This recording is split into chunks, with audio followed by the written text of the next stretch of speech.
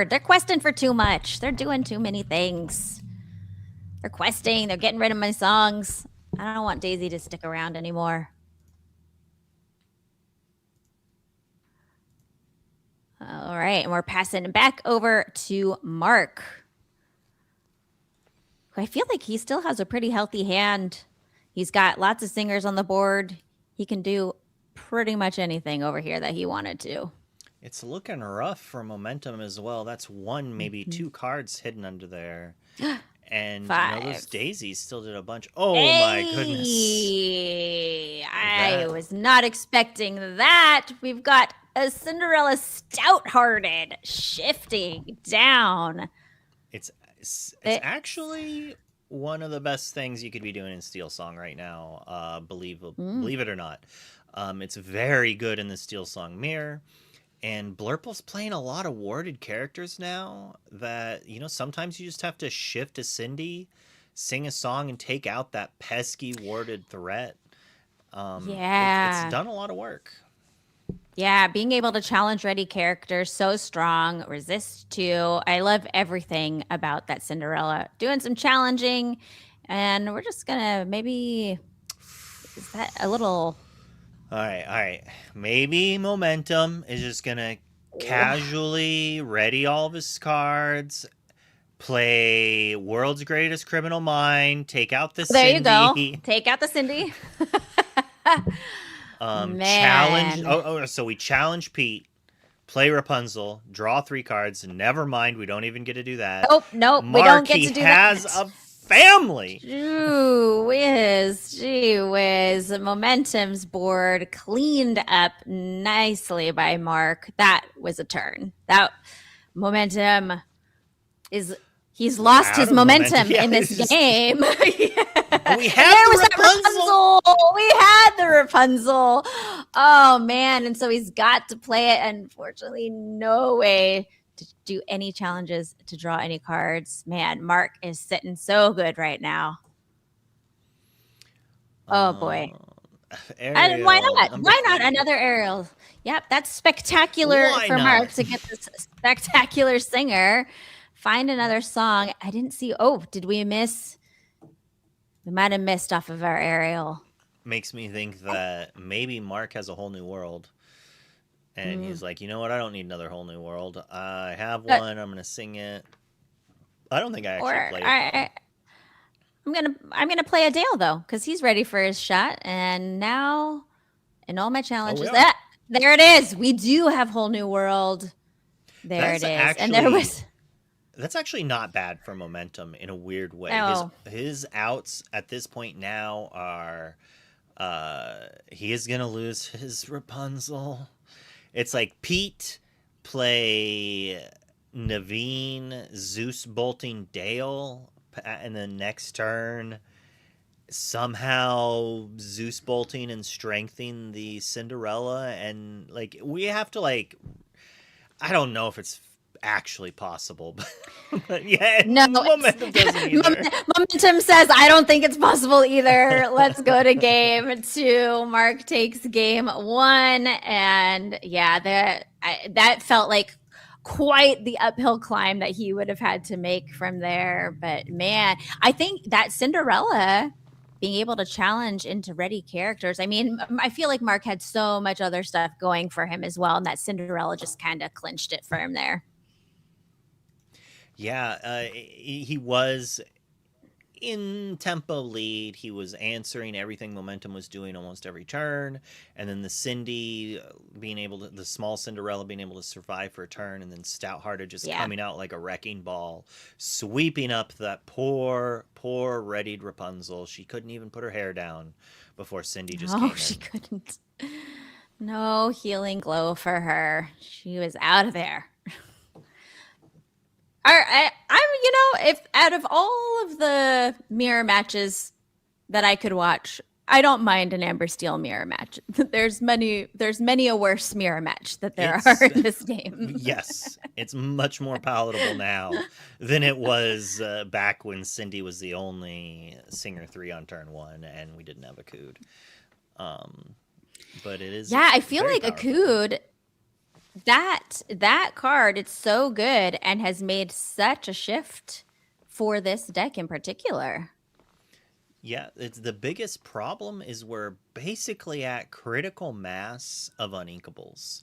There are Mm. people who are considering cutting strength or not strength. Let the storm rage on, just because it's Oh best wow, in the because it's mirror another. and against green Uh, steel, and green yeah. steel's very lightly being played. The Snowfort deck doesn't care about it. It is good against dogs, being able to take out their Yes. Willow the turn after they play it. It's not bad there, but you need to play uninkables. It's like if you're playing, it's like you have Naveen, Akud, Let the Storm Hmm. Rage on, Along Came Zeus, and if you need even extra Zeus bolts, you have the new Thunderbolt. And the next amazing Steel Song card's gonna be uninkable. That's just how it is. Always. Yes. Yeah, and Nakud being uninkable. Gosh. I mean, that's the nice thing about the Ariel, Sonic Warrior, and the Cindy, those big cards. Those are nice and inkable. I I, Yep. I love that for them. Yeah, I Uh, just love inkable cards. It's nice right. being able to ink anything in a pinch. And I think it actually it's funny in a way. The game is easier with uninkables than with all inkables because there's a little less thinking Sure. needed, and it could your opponent might just draw only uninkables. As here's one right now, Daisy Duck, Donald Yep. State. Whew, Yep. a We're gonna terror. be coming right out the gates with that two quester and back over to Mark, and we have a daisy for a daisy. I see your daisy and raise you a daisy. That's not really the one drop I'd want to play in either of their positions necessarily. I would have loved an Angel or a Cindy, depending. Yep. But And there's the there angel. we go. Yeah, of course, Momentum couldn't have played it on turn one. We're getting a Cindy off of that Daisy quest for Mark that goes into hand.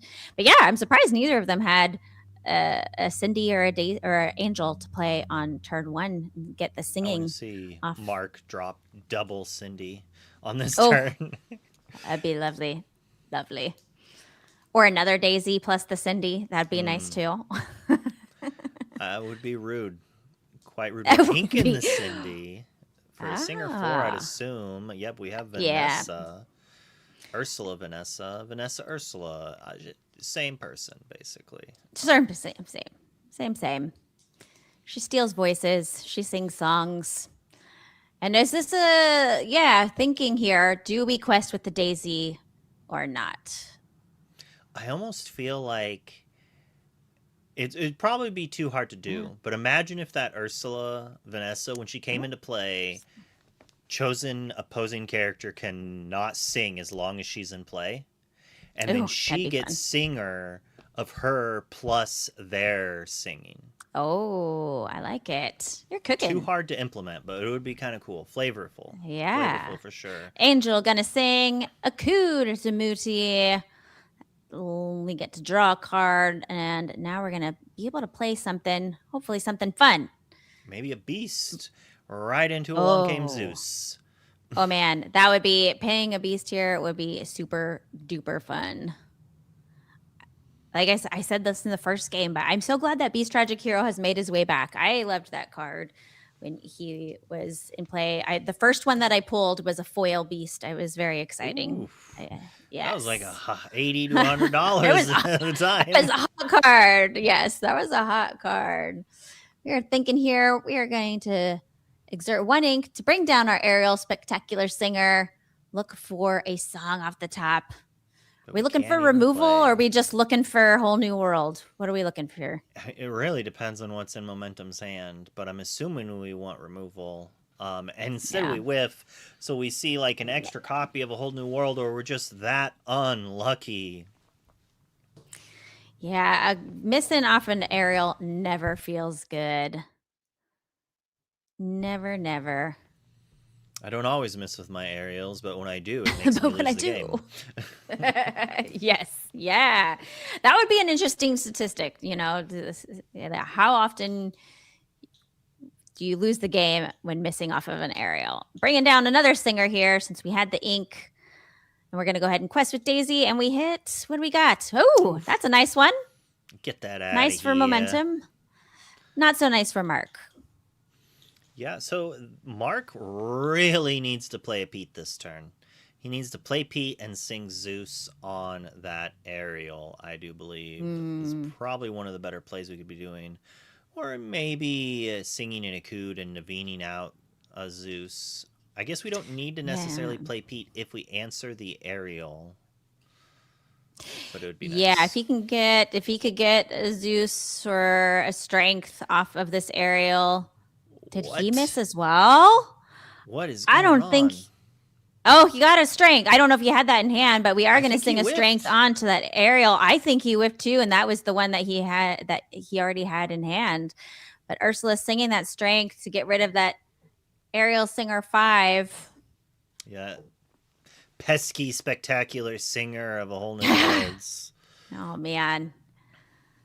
She's finicky. She's picky on which song she sings.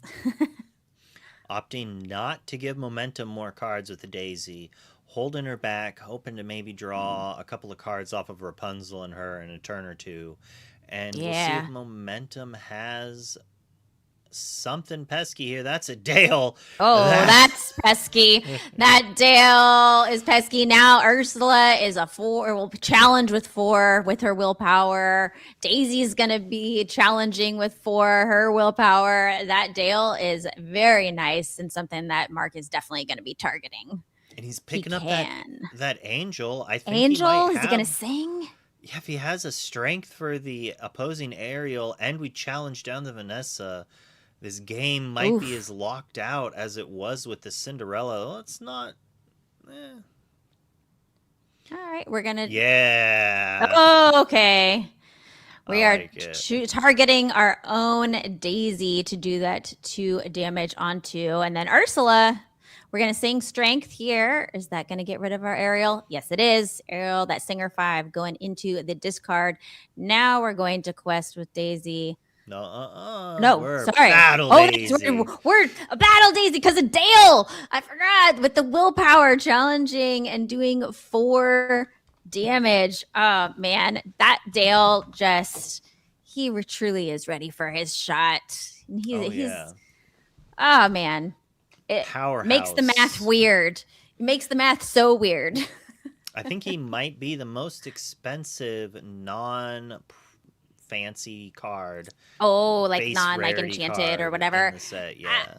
I can totally understand. You know what's funny about Dale is I feel like when he first got announced, revealed, that people were like super duper hyped on him. And then there was this moment where everyone was like, people are too hyped about Dale. They're too hyped, And then he's doing the thing. Dale is doing the thing. Like, there's answers for him, but I just have one thing to say about Dale. He's a brick. And that is house. He takes a lot. When he is good, he's very good. When he's bad, he's a brawl away from ink. Sure. We see the fully paid for Storm. Mark in a position that's not great. And this is why I don't like the Daisies very much here. They're good when you're winning, and that's about it. And going back over to Momentum's side of the board with Dale still there. Mark is going to have to do something about that Dale, man. Inking a Rapunzel. We are exerting 5. Wow. Oh, we're just hard casting. Whole New World. Ooh, we got Whole New World. That was 1 or 2 spectacular singers and a Whole New World. Oh, I think it was just 1 and Whole New World, and there was something else. It was a something else. We'll never know. Chat, you can't watch the replay and tell us. You can't tweet at us what it was. No. It's we're live here in the moment. Yep. Our eyes can only see so many things, and we are gonna Zeus one of those daisies, Ursula, and we're gonna do a little quest here with Dale. No, we're singing, and a double Zeus, cleaning up, and wow, keep the ancient ways, stopping Mark from doing any actions on his next turn. Wonderland's like, wow. I would be Speechless willing over to here. bet that Momentum has another whole new world in his hand. Based on getting rid of a Daisy there with a Zeus when we could have just quested. Daisy's not doing anything. That tells me that we're just trying to get rid of everything we can because we're going to draw another 7 cards next turn. And Mark needed to play a Pete there. Is that 2 ink over there? I think that's only 2 ink. So he does have 2 ink. Yeah. He inked for turn. Only has 2 left. He got a Zeus off the aerial. If he had to keep the Ancient Ways, he could hard cast it. Because Keep the Ancient Ways was played by Momentum. Oh, because Keep the Ancient Ways was on. Yep. You're right. Yeah. See, that's exactly what you were talking about. The biggest downside for Momentum is he doesn't have a Singer 5. And paying 5 to play another whole new world is not great unless the rest of his hand is just songs that he can empty here. If he can answer this Aerial, answer this Troubadour, play a whole new world while inking and playing a 1-drop, he's in a great spot here. But if he doesn't have more removal and he used it on a Daisy, he's going to be real upset with this Spectacular Singer sticking. Sticking on the board, yes. We are thinking here... Momentum taking his time. We're going to go with another hard cast of Whole New World. No, we're going to play a Beast, Tragic Hero. We really need to answer these 2 singers if we want to be drawing cards off this Beast. Oh, there we go. We got a Strength coming down to take care of that Singer 5. But Troubadour. Along came Zeus number 5. Yeah, Troubadour can sing Zeus right back onto that Beast. So I would have been hard pressed to have let that Daisy stick around just for what appears to be happening right now.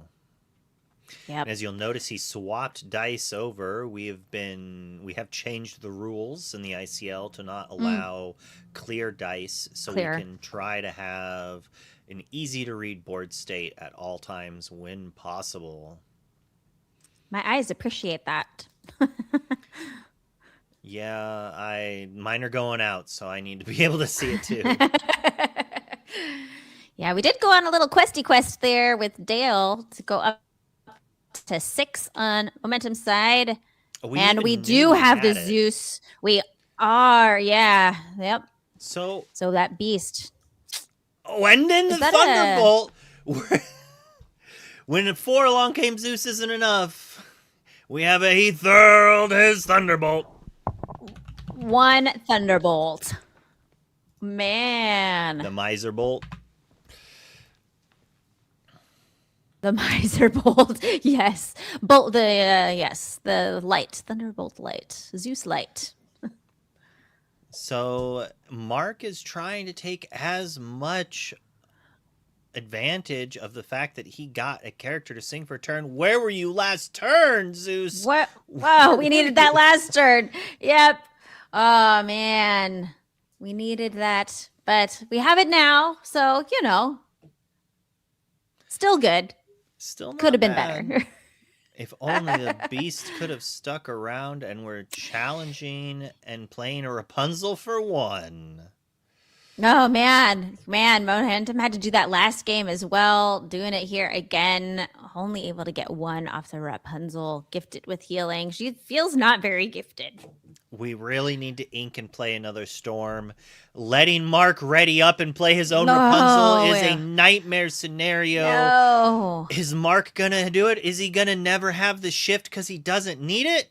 Rapunzel doesn't have a shifter, and he has it! Oh, he does have it. Wow. This is, it's normally favored for the person on the play, but tight play and a long, grindy matchup, you might be able to swing back. But we have to root for Momentum just based on which version of Rapunzel he has. Yep. Makud et Muti being sung by Troubadour there. Oh, man. Yeah, those singers staying on the board has just enabled Mark to kind of start clawing his way out of the hole that he was in. Now we're having a Beast Tragic Hero come down, really giving him some nice board presence here. Yeah, this is a rough spot for Mike. He can go up to, I think, 7 ink, maybe 5 if he didn't ink last turn. That's not terrible, but not fantastic. We'll see what he can do with it. What he can do with it. Yeah. So we're going to play maybe an aerial, look for a song. Yep. We're going to pay just one for a spectacular singer. Hopefully he can find something. He needs that Zeus to come on along or a strength. Strength. We need another character at least. Another character. Yep. We need something else. Take care of that beast. We're going to exert. A beast? Whoa. 5. Ooh. We're going to play our own beast here. Now we are going to be able to sing that strength. Take care of Mark's beast on his side of the board. Do a little quest with Rapunzel there. Wow. I feel like that was almost as good of a turn that Momentum could have hoped for. Yeah, Mike Maloof saying, hold my song, I'm not out yet. I'm gonna take that beast right back. Oof. This is a game. Back and forth we go. Game. Yeah, just swing in. We're like on a swing set. Going up, we're going down. It's an emotional journey. We're so glad that you're all here with us for this emotional journey. It's been quite the long game as well. If Momentum takes it down, he needs to try to do it quicker than later, because being on the draw, he's going to need more time. Yeah, we are at 16. We're at 16 minutes left in the round, so they are on the clock here. We are exerting 6. We are going to play Aerial Sonic Warrior coming down. Now, does he have a song? Can we do some? Well, we don't have he hasn't inked for turn though, so we could sing a song, do some damage with Aerial. Beast. That is a beast. So we've got to have a song here. Singing a Zeus on the opposing beast and dealing 3 to the opposing Aerial would be the best bet. Does he have it all? No. Oh, he has a strength.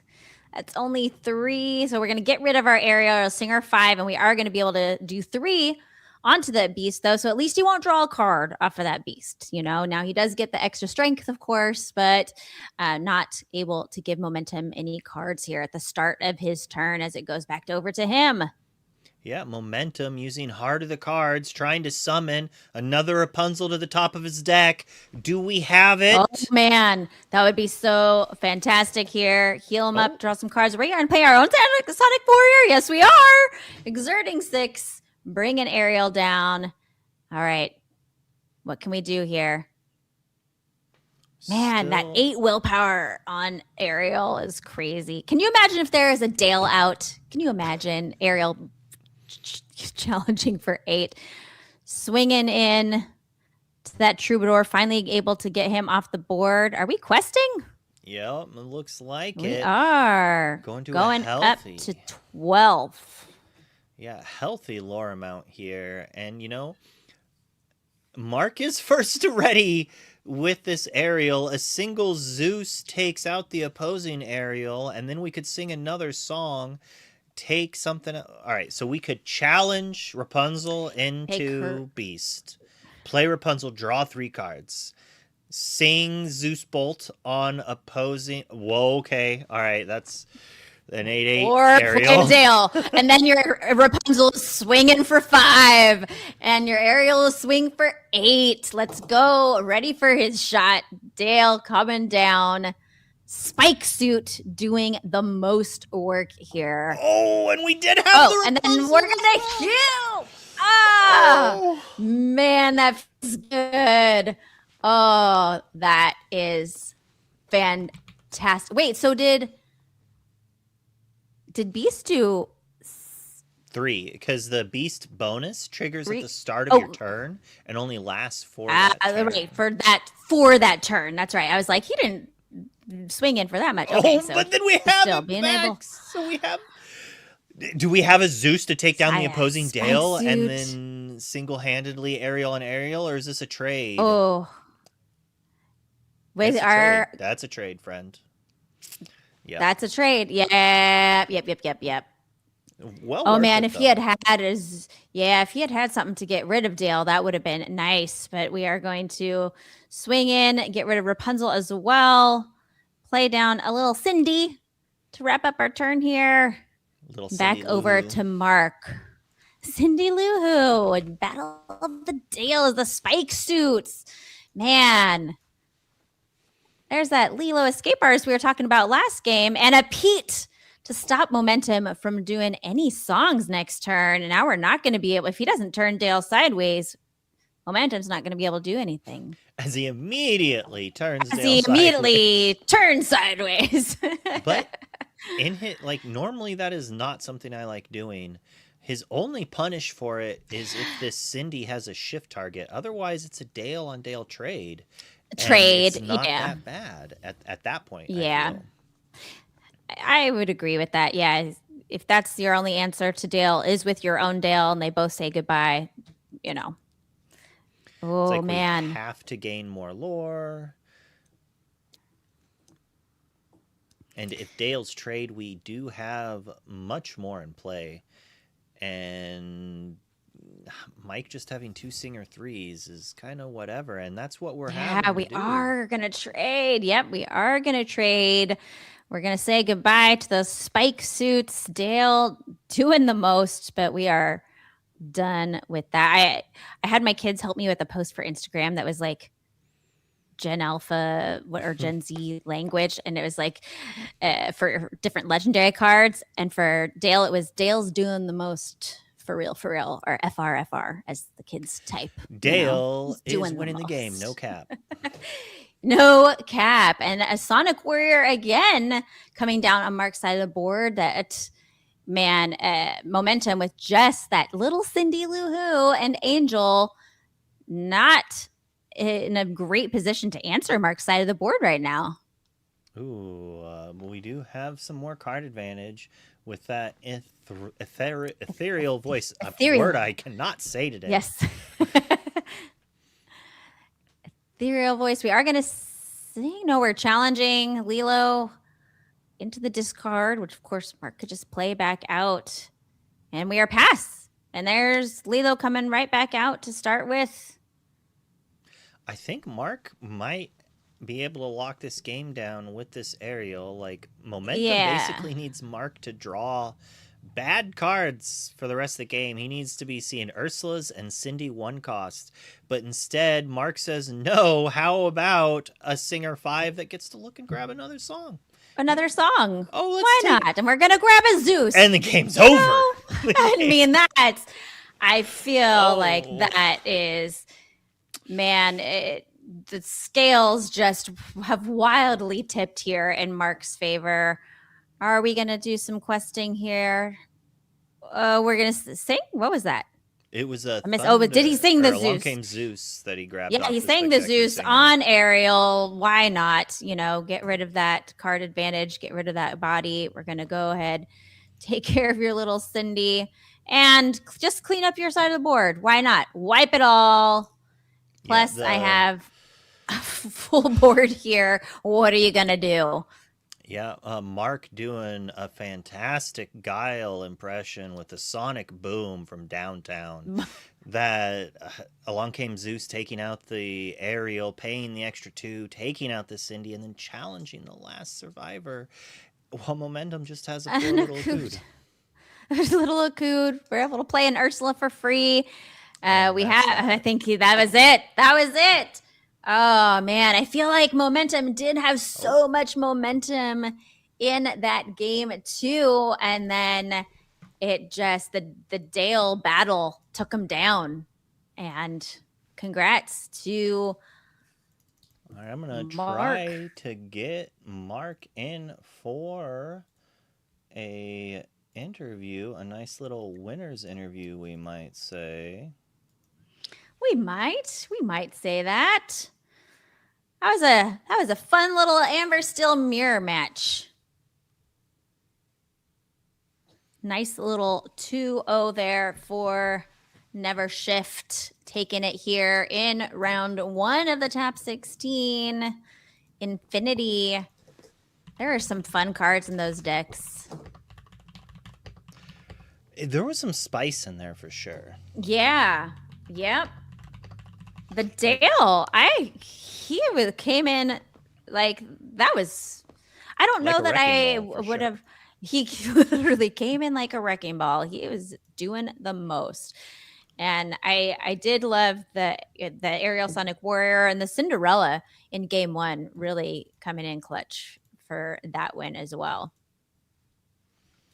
All right, we got Mark here. Let me pop over and see if it smoothly works. Oh, I need to fix one little camera here. I just adjusted all those cameras with you beforehand, and I obviously Yeah, missed one of the 5 cameras. One of the so 5. many cameras. All right, Hey, nice shirt, first of all. congratulations. Thank you, thank you. And the Pizza Planet shirt. Pizza Thank you. Planet. Yeah, Yes. congrats on your In win, my Mark. Infinity era. Thank you so much. I appreciate it. That was Are you nerve-wracking, but we got there. Yeah, the mirror match. That was some chess going on, some big brain action there, watching the games really swinging back and forth between you two. And it felt like, you know, kind of in the middle there of game two, that there was a big shift that happened. You Yeah. know, you were kind of trying to claw your way out of the hole. What was the turning point for you in that game? And game two, I was on the fence of just scooping and going to game three like Mm, 5 times because time was it's a running out, clock. and he had like slight board position. But the big Mm, thing that I was identifying and keying on was he never had a good singer for a whole mm, new world. He would have had to pay full cost for it if he even had it. And as long as I could keep him off of that, I felt like there was a chance I could turn the tide back in my favor if I was able to just build enough pressure. And luckily, I was able to. yeah. That Dale doing the most there in game two Yeah, as well. How have you enjoyed that addition to the Amber Steel deck? quite a bit. I think it's definitely good. I do think that it can catch people off guard a little bit because of the downside that you now kill whatever you're attacking, and a lot of the times you want Rapunzel or something to take and hold that damage. So I think Mm, that's something that people that are playing the deck need to be conscious of, is that you don't always want to slam Dale, especially if you have a Rapunzel in hand, because you may need to take that damage and heal off of it and get some card advantage in your favor down the road. But yeah. it's a great card. I mean, Well said. the aerial being a 3/8 going to 8/8 or whatever Yes. is disgusting. Like, Wild. yeah, That's yeah. wild. Yeah, Mhm. Rapunzel swinging for 5. Another card that was really great that I've loved seeing in these decks is the Cinderella Stout-Hearted. You only have Yeah, one copy in your deck, and that came in clutch there in yeah. game In game one. Can one. you talk about that inclusion of that card? Yeah, she's another just gangbusters card that is really, really hard for just about every deck to deal with. She can turn so many things back in your favor for decks that are standing there, sitting sideways. Blurple, it eats all the ward characters because it can go get the ward characters. So it's a really, really strong card right now. Would I was very hesitant to not go up to 2, but she's so expensive. It's really hard to find the right time to get her in. But man, when you do, she absolutely can turn a game for you. Yeah, she's been seeing a little bit more play, assuming we're still talking about Cinderella as I'm like Yeah. Yes. multitasking here. I've played up to 4 of her for a little bit, and I kind of like the 3 spot. It does quite a bit. Is there any shout outs you'd like to give before we jump into another match here? Sure. Shout out to my opponent. They were fantastic and played really well. Shout out to the ICL for continuing to put these on and giving players a place to get highly competitive games and a spotlight. Much appreciated. Huge shout out to my team and our sponsor, Viper Sleeves, and my family for being so supportive. I don't know if you saw me look to the side over there, but my son popped in and was asking me if I won and cheering because I told him yes. So, Nice. Oh, Adorable. that's it's great. good. I love Yeah, that.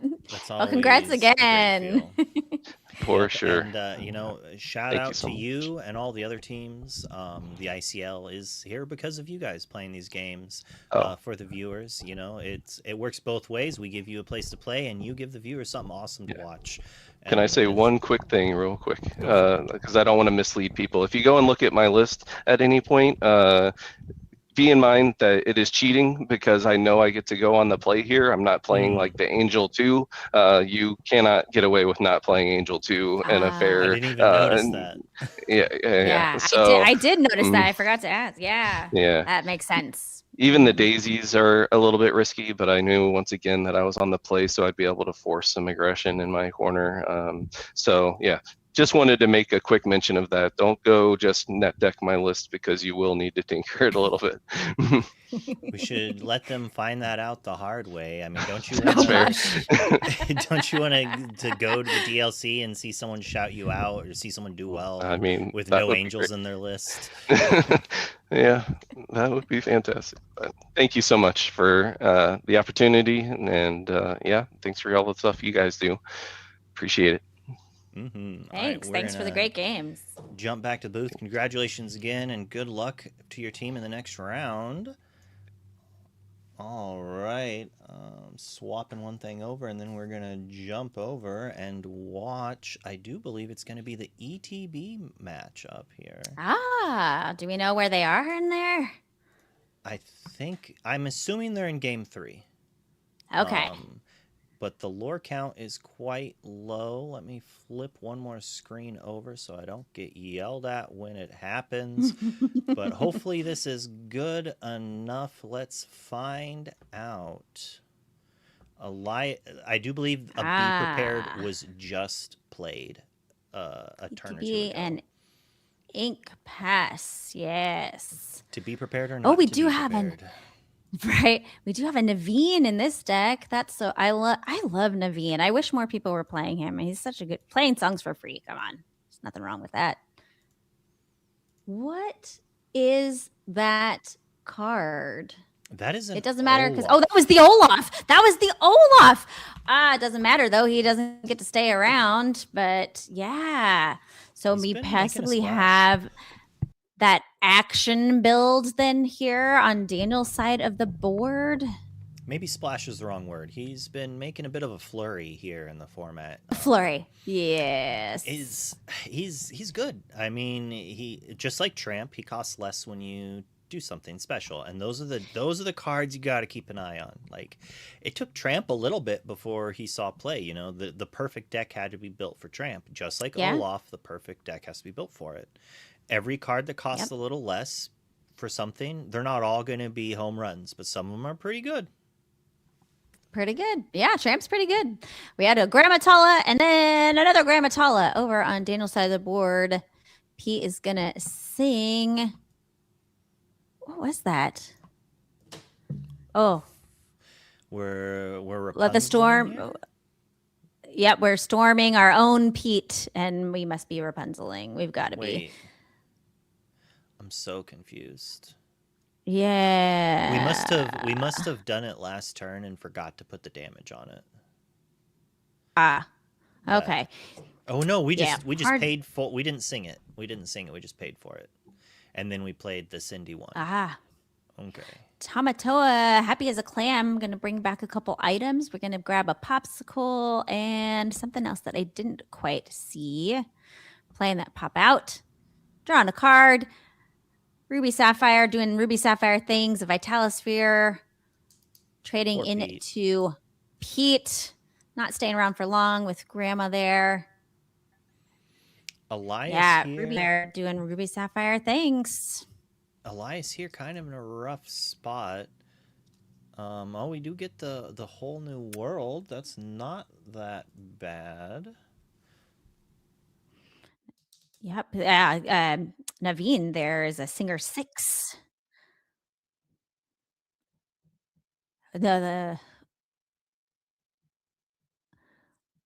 All right, I chatted with the table for a second. They have a 6-minute extension, and we are in game 3.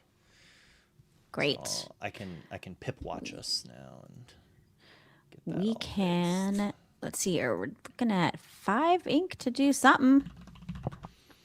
See, here's the Naveen. I've obviously just been watching Elias and playing and like chatting with him about Steel Song is we're all about the Prince Naveen. He's a fantastic way to get back into I the love game him. from being on the draw. Like, imagine your opponent goes turn one Cindy, Akud, play Ariel, either Ariel. On your turn, you Akud, you put Naveen in, and then you play an Along Came Zeus off the Naveen to take out what they just Akuded into play. Mm, And now yeah, we're gonna. you are in charge. You are the Wow. captain. So So we full just grip. sang Whole New World with Naveen and then immediately paid 5 to play a Whole New World again. Yeah, this is interesting. We must be looking for a certain card. I don't think we'd be going for the mill out, but maybe we're trying to find a Pete to be able to now Akud and play Pete to play around removal. But oh no, that's just I extra ink over won. there. I don't know. Yeah. I mean, the Ruby Sapphire deck does go through quite a lot of cards, so I don't know. Maybe they're trying to mill. We're gonna do a strength to do 3 damage onto Grandma. Goodbye, Grandma.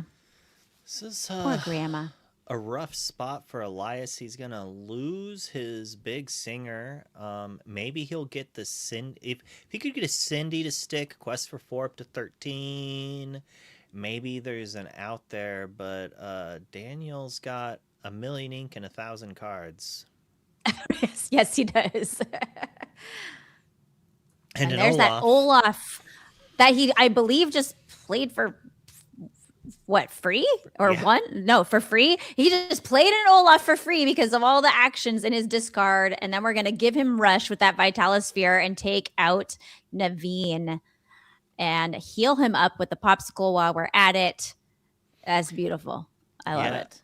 Daniel here knew he was going to be on the draw, correctly guessed that his opponent was going to be Elias on Steel Song, and was like, what's the best anti-Steel Song deck I can play? And that happens to be Ruby Sapphire here. Yeah. Grabbing a dime. Oh, nice. Very nice. Maybe and we Daniel... have a Tamatoa that we can quest with. We can quest and play that for free. Yeah. Oh, it looks like there we go. Lures are swapped. We are going to play 2, put out maybe another item. Yep, we are. we're going to pay 1 and then immediately pay 1 to banish it to give our a second Tamatoa a rush to take care of that Cindy. Playing a Popsicle, maybe healing up something here too. No, he wants to leave that out. Maybe healing. There we go. Wow. Man.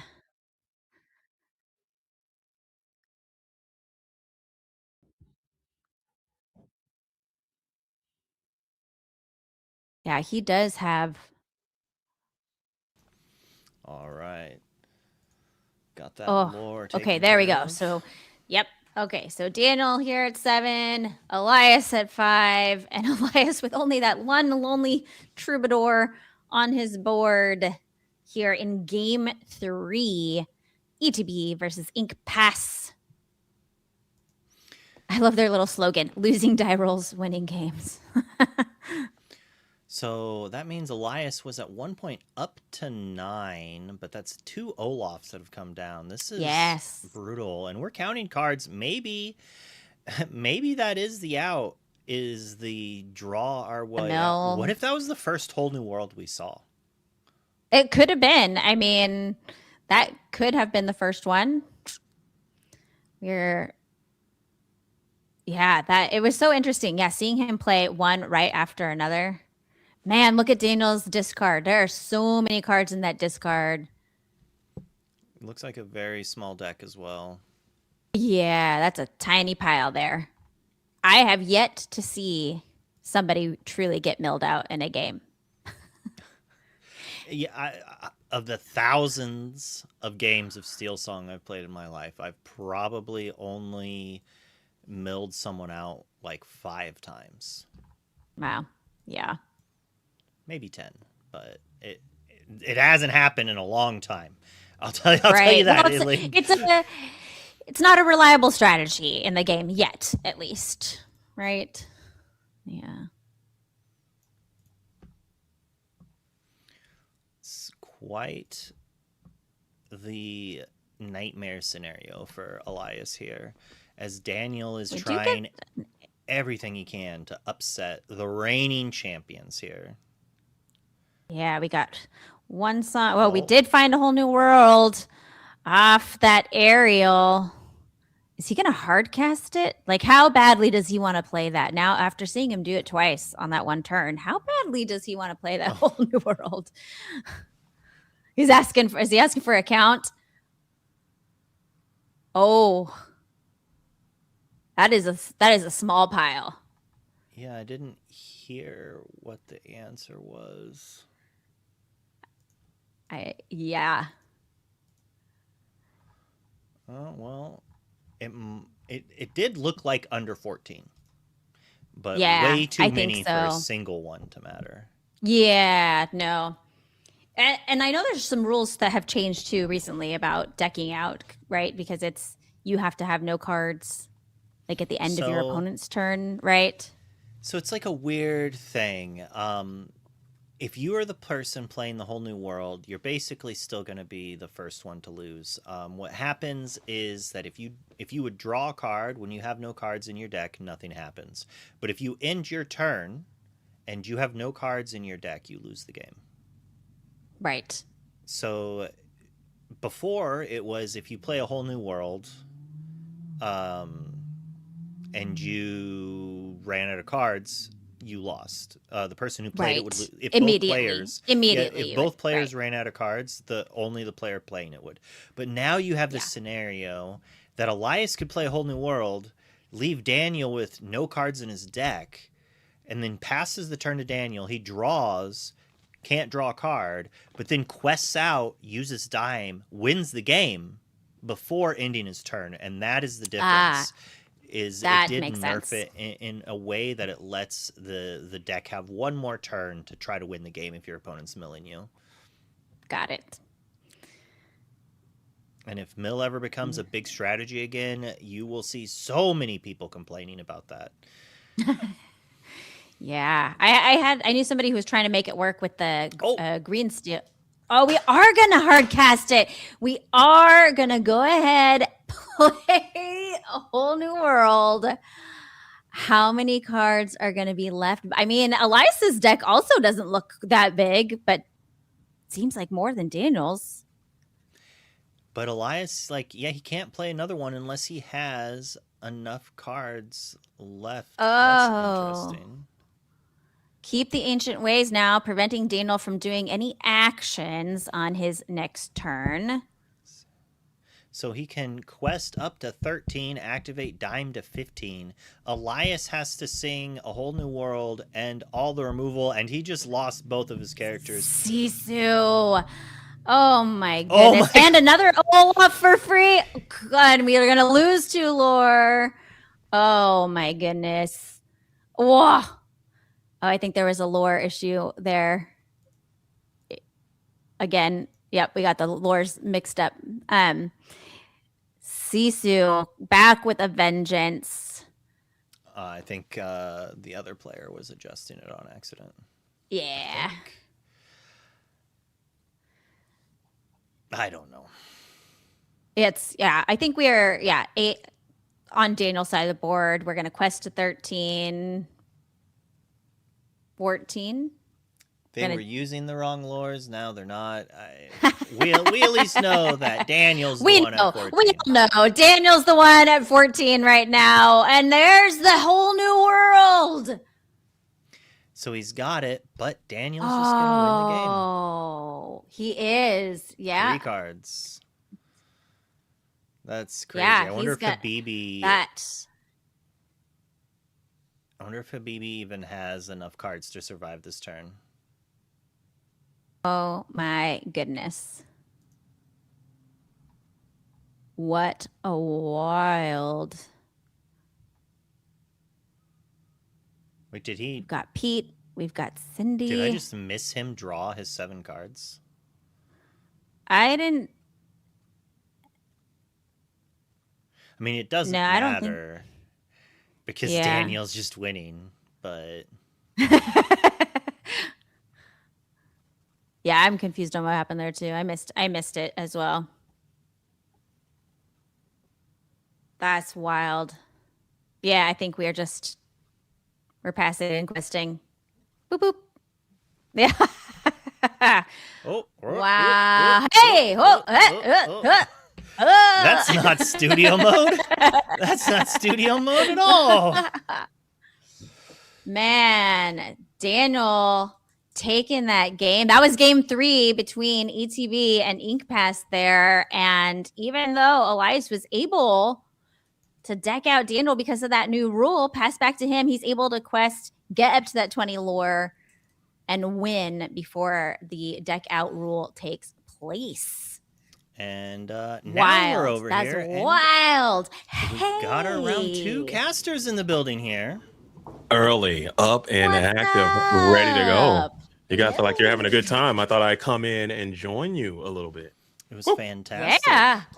Luckily, I had a pro here to carry me while I was trying to do some production stuff at the same time. Felt great. How much of the match were you able to watch? I watched all of it. I think I watched every card be played in both of those matches. And Amber Steel mirror match, really cool to see. Ruby Sapphire is back. Amber Steel going for the deck out. I heard you guys eloquently explain the new deck out rules. And I can't wait to see Habibi's tweet to follow up what just happened there. I'm sure he's going to be upset. That has been 6 months ago. He gets a win. So it is also nice to see you here in the ICL, Rebecca, and I can't wait to see this weekend. Yes, I know. Yeah, JDZ and I are going to be hanging out with Brent Mukai and Garrick at the ECC, and Liam's joining us virtually, and we are having some Infinity CCQ fun going down. So lots of Infinity action happening. You guys were just at Ink last weekend, and then ETB has their CCQ, right? Coming up next weekend. The weekend after. Oh, yeah. No breaks. There's so much. All gas. No breaks.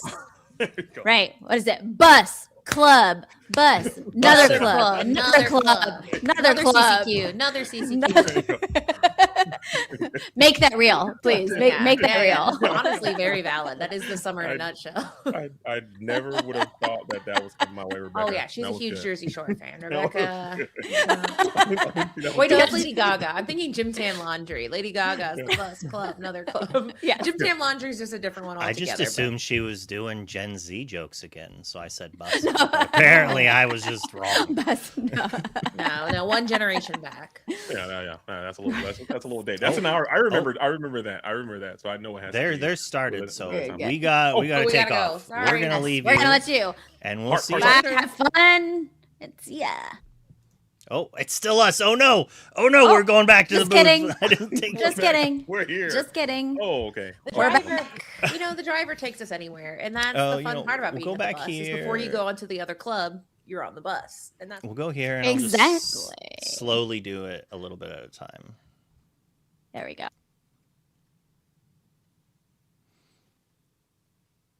Greetings and salutations again, my fellow Illumineers. Round number 2 of the ICL on a Wednesday is underway, and this is the playoffs.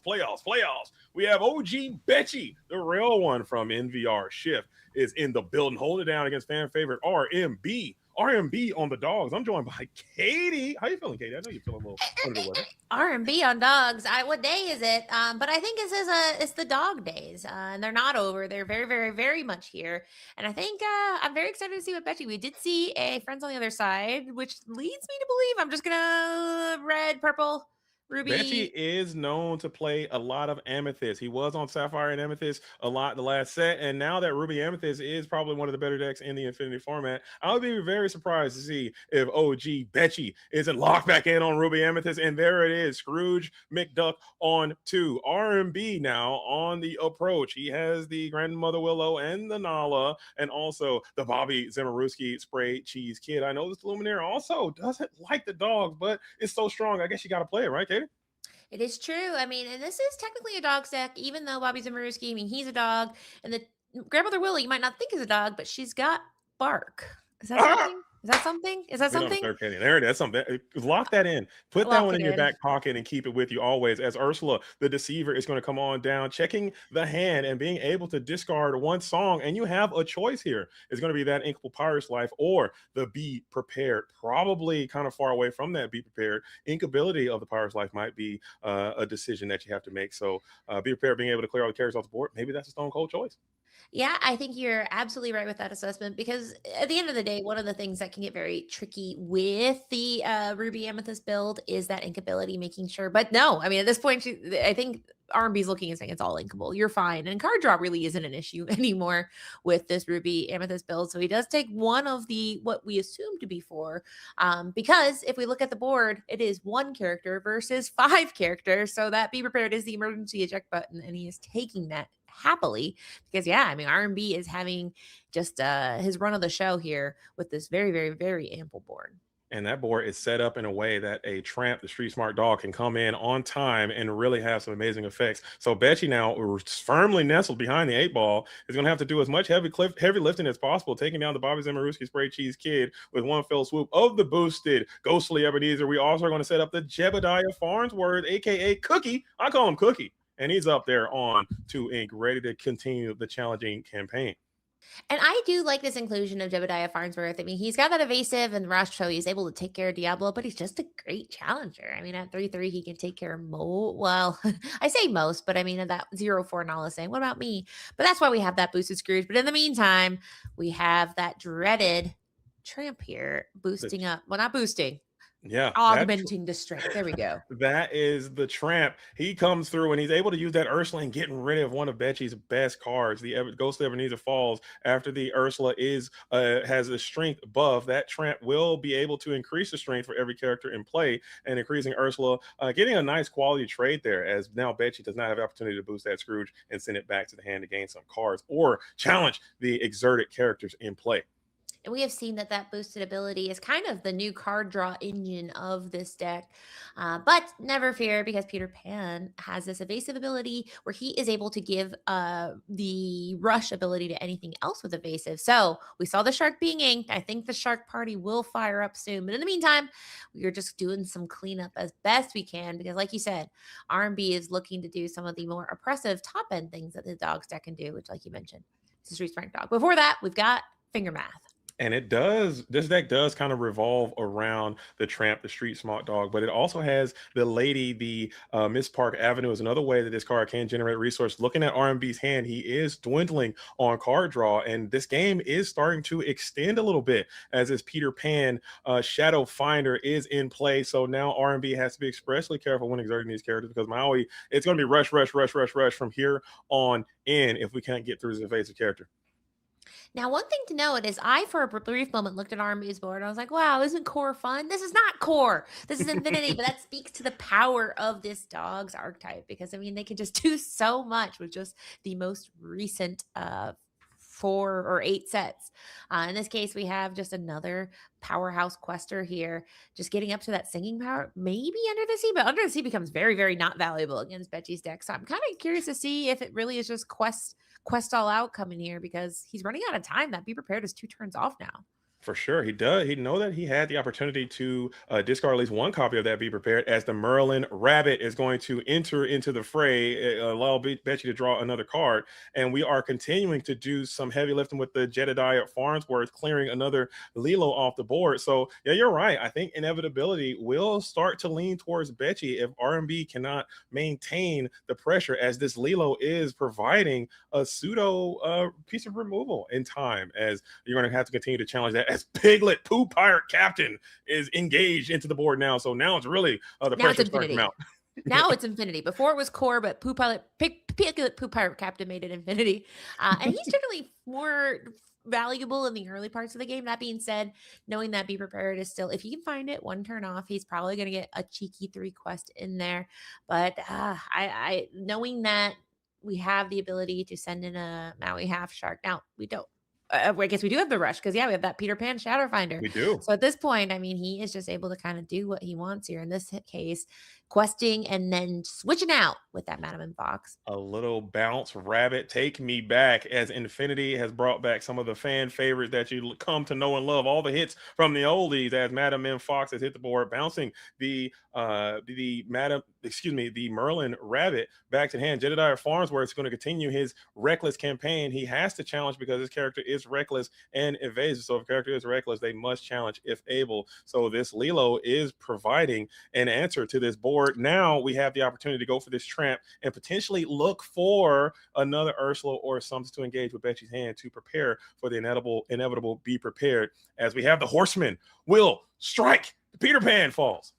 Now, this does make me believe that R&B is running the same list that Kurt Spice won the Ink with this weekend, because that was an include that he had in there. It's a very action-light deck other than this one Horseman Strike, but this is why, because getting rid of these evasives is so important. I imagine he probably wanted to save it for a Maui Half Strike, but he gets to draw a card, so in the it does a little cleanup and gets rid of that rush fear. But there we go, Daisy.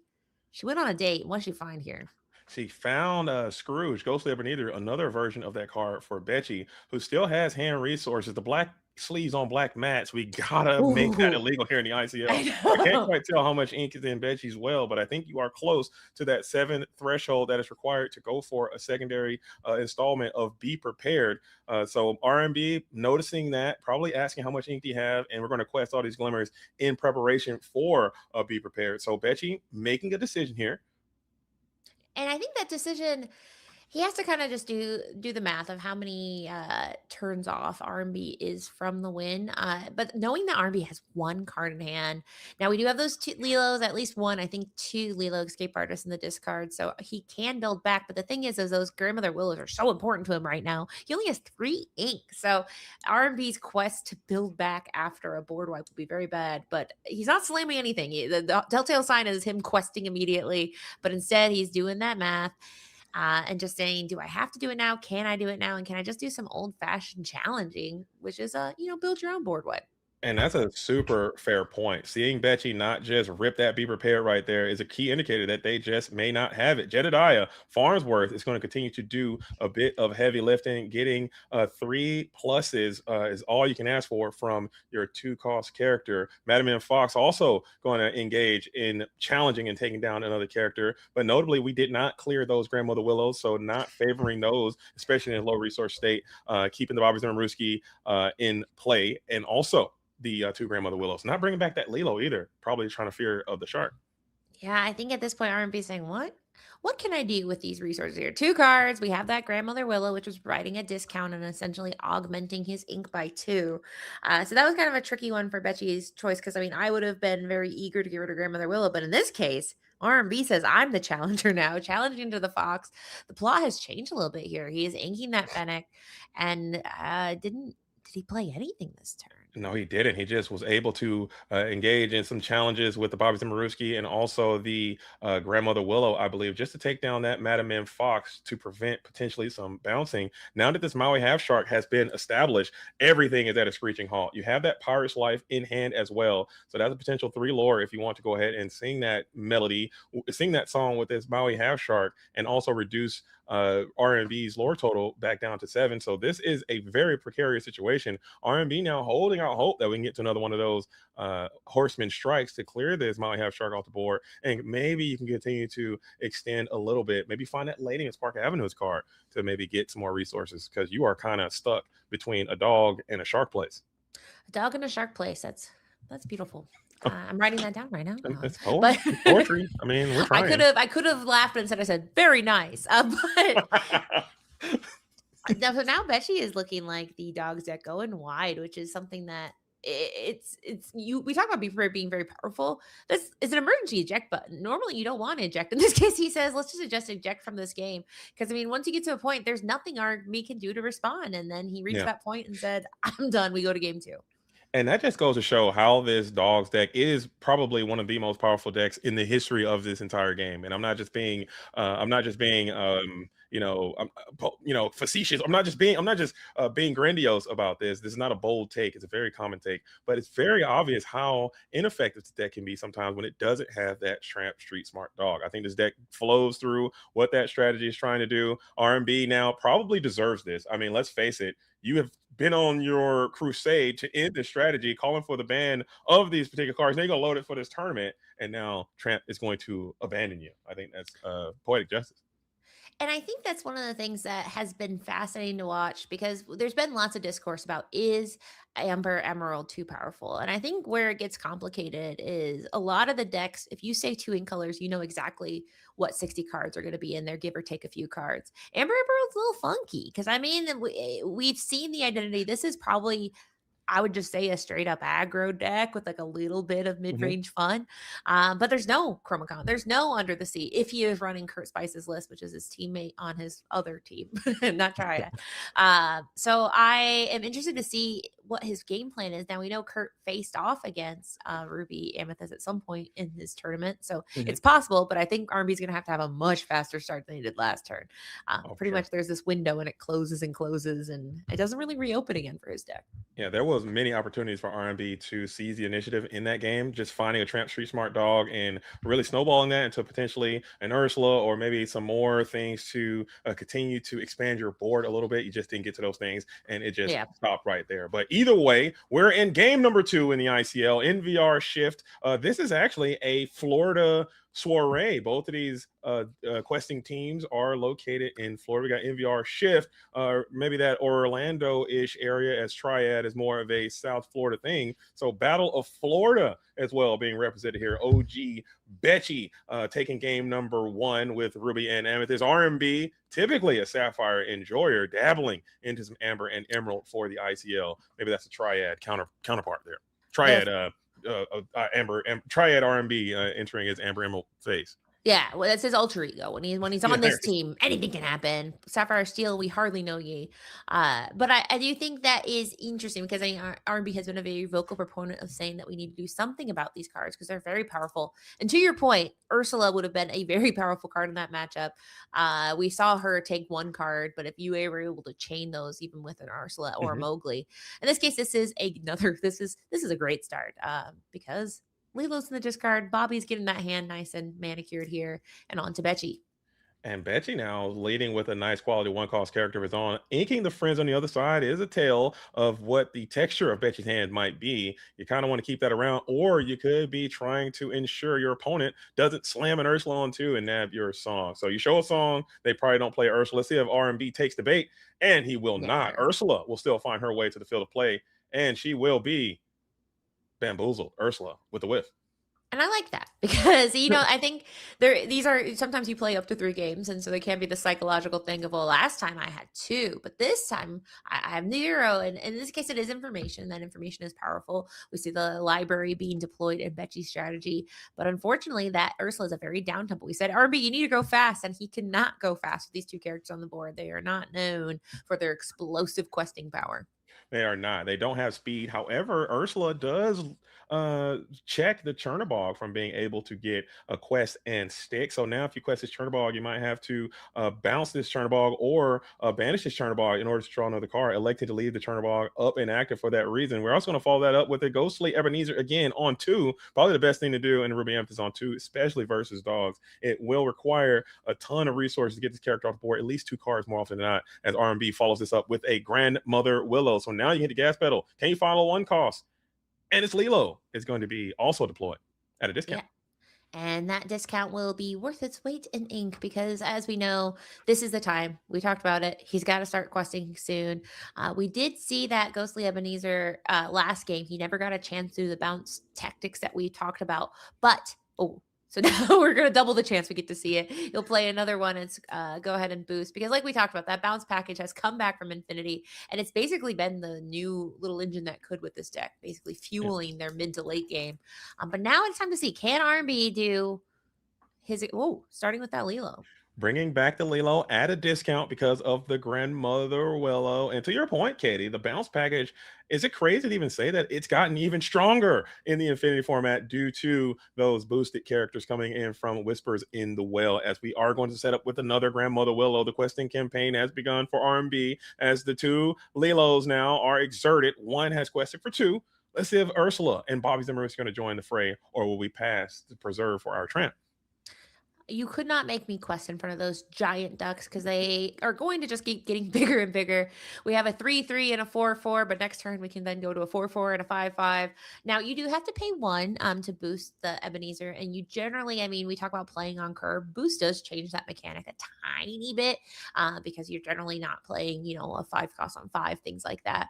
But at this point, those Lilos, they're kind of tempo delays for Betchy because then it's kind of you wouldn't challenge the Lilos, right? But you kind of have to because they come and exert it if they replay them. But those Grandmother Willows, I think, are going to be tantalizing targets as well for him to think about. But in this case, yep, he does take the bait and go for those Lilos, saying if you want it, you have to redeploy it. And you don't get to see the card before you get to make that decision. And maybe it was really good. And we are following that up.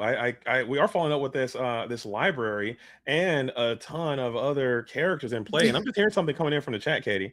And I hear something from the studio is that RMB could potentially be playing a post ban list dogs strategy as some type of act of protest. As I don't believe Tramp is in the deck. Be the change you want to see in the world, you know, right? That's cool. And just show that it's like I lost, but I won. But if I'm the team manager of Triad, I'm throwing them off the team immediately. Yeah, because like maybe we playoffs, maybe we do that. Maybe we do that after in like, you know, JV or intramural sports. But this is the big leagues. Yeah, this is the playoffs, man. This is the big show. This is the ICL. You're going for the title, and you're going to be out here trying to make a stance. This ain't the time for that. I'm throwing them off the team. You're cut immediately. We see him get that Nani stage manager usher in a little Piglet Poo Pirate Captain, the easiest card to say in the whole game. But yeah, I mean, we will see, to your point, by now it is either R&B is the most cursed player in the game or he is the craziest. And I think he could be both. And we don't know. But I mean, at this point, Betchy's going, am I so back? Because you took out the most powerful card. And again, I just heard another this just in from production is that they have confirmed that there may be some tramps in the deck. Okay, so he news there coming in from Tramp banned himself, and that's so big that Tramp said, you know what, I'm going to ban myself as an act of self-service.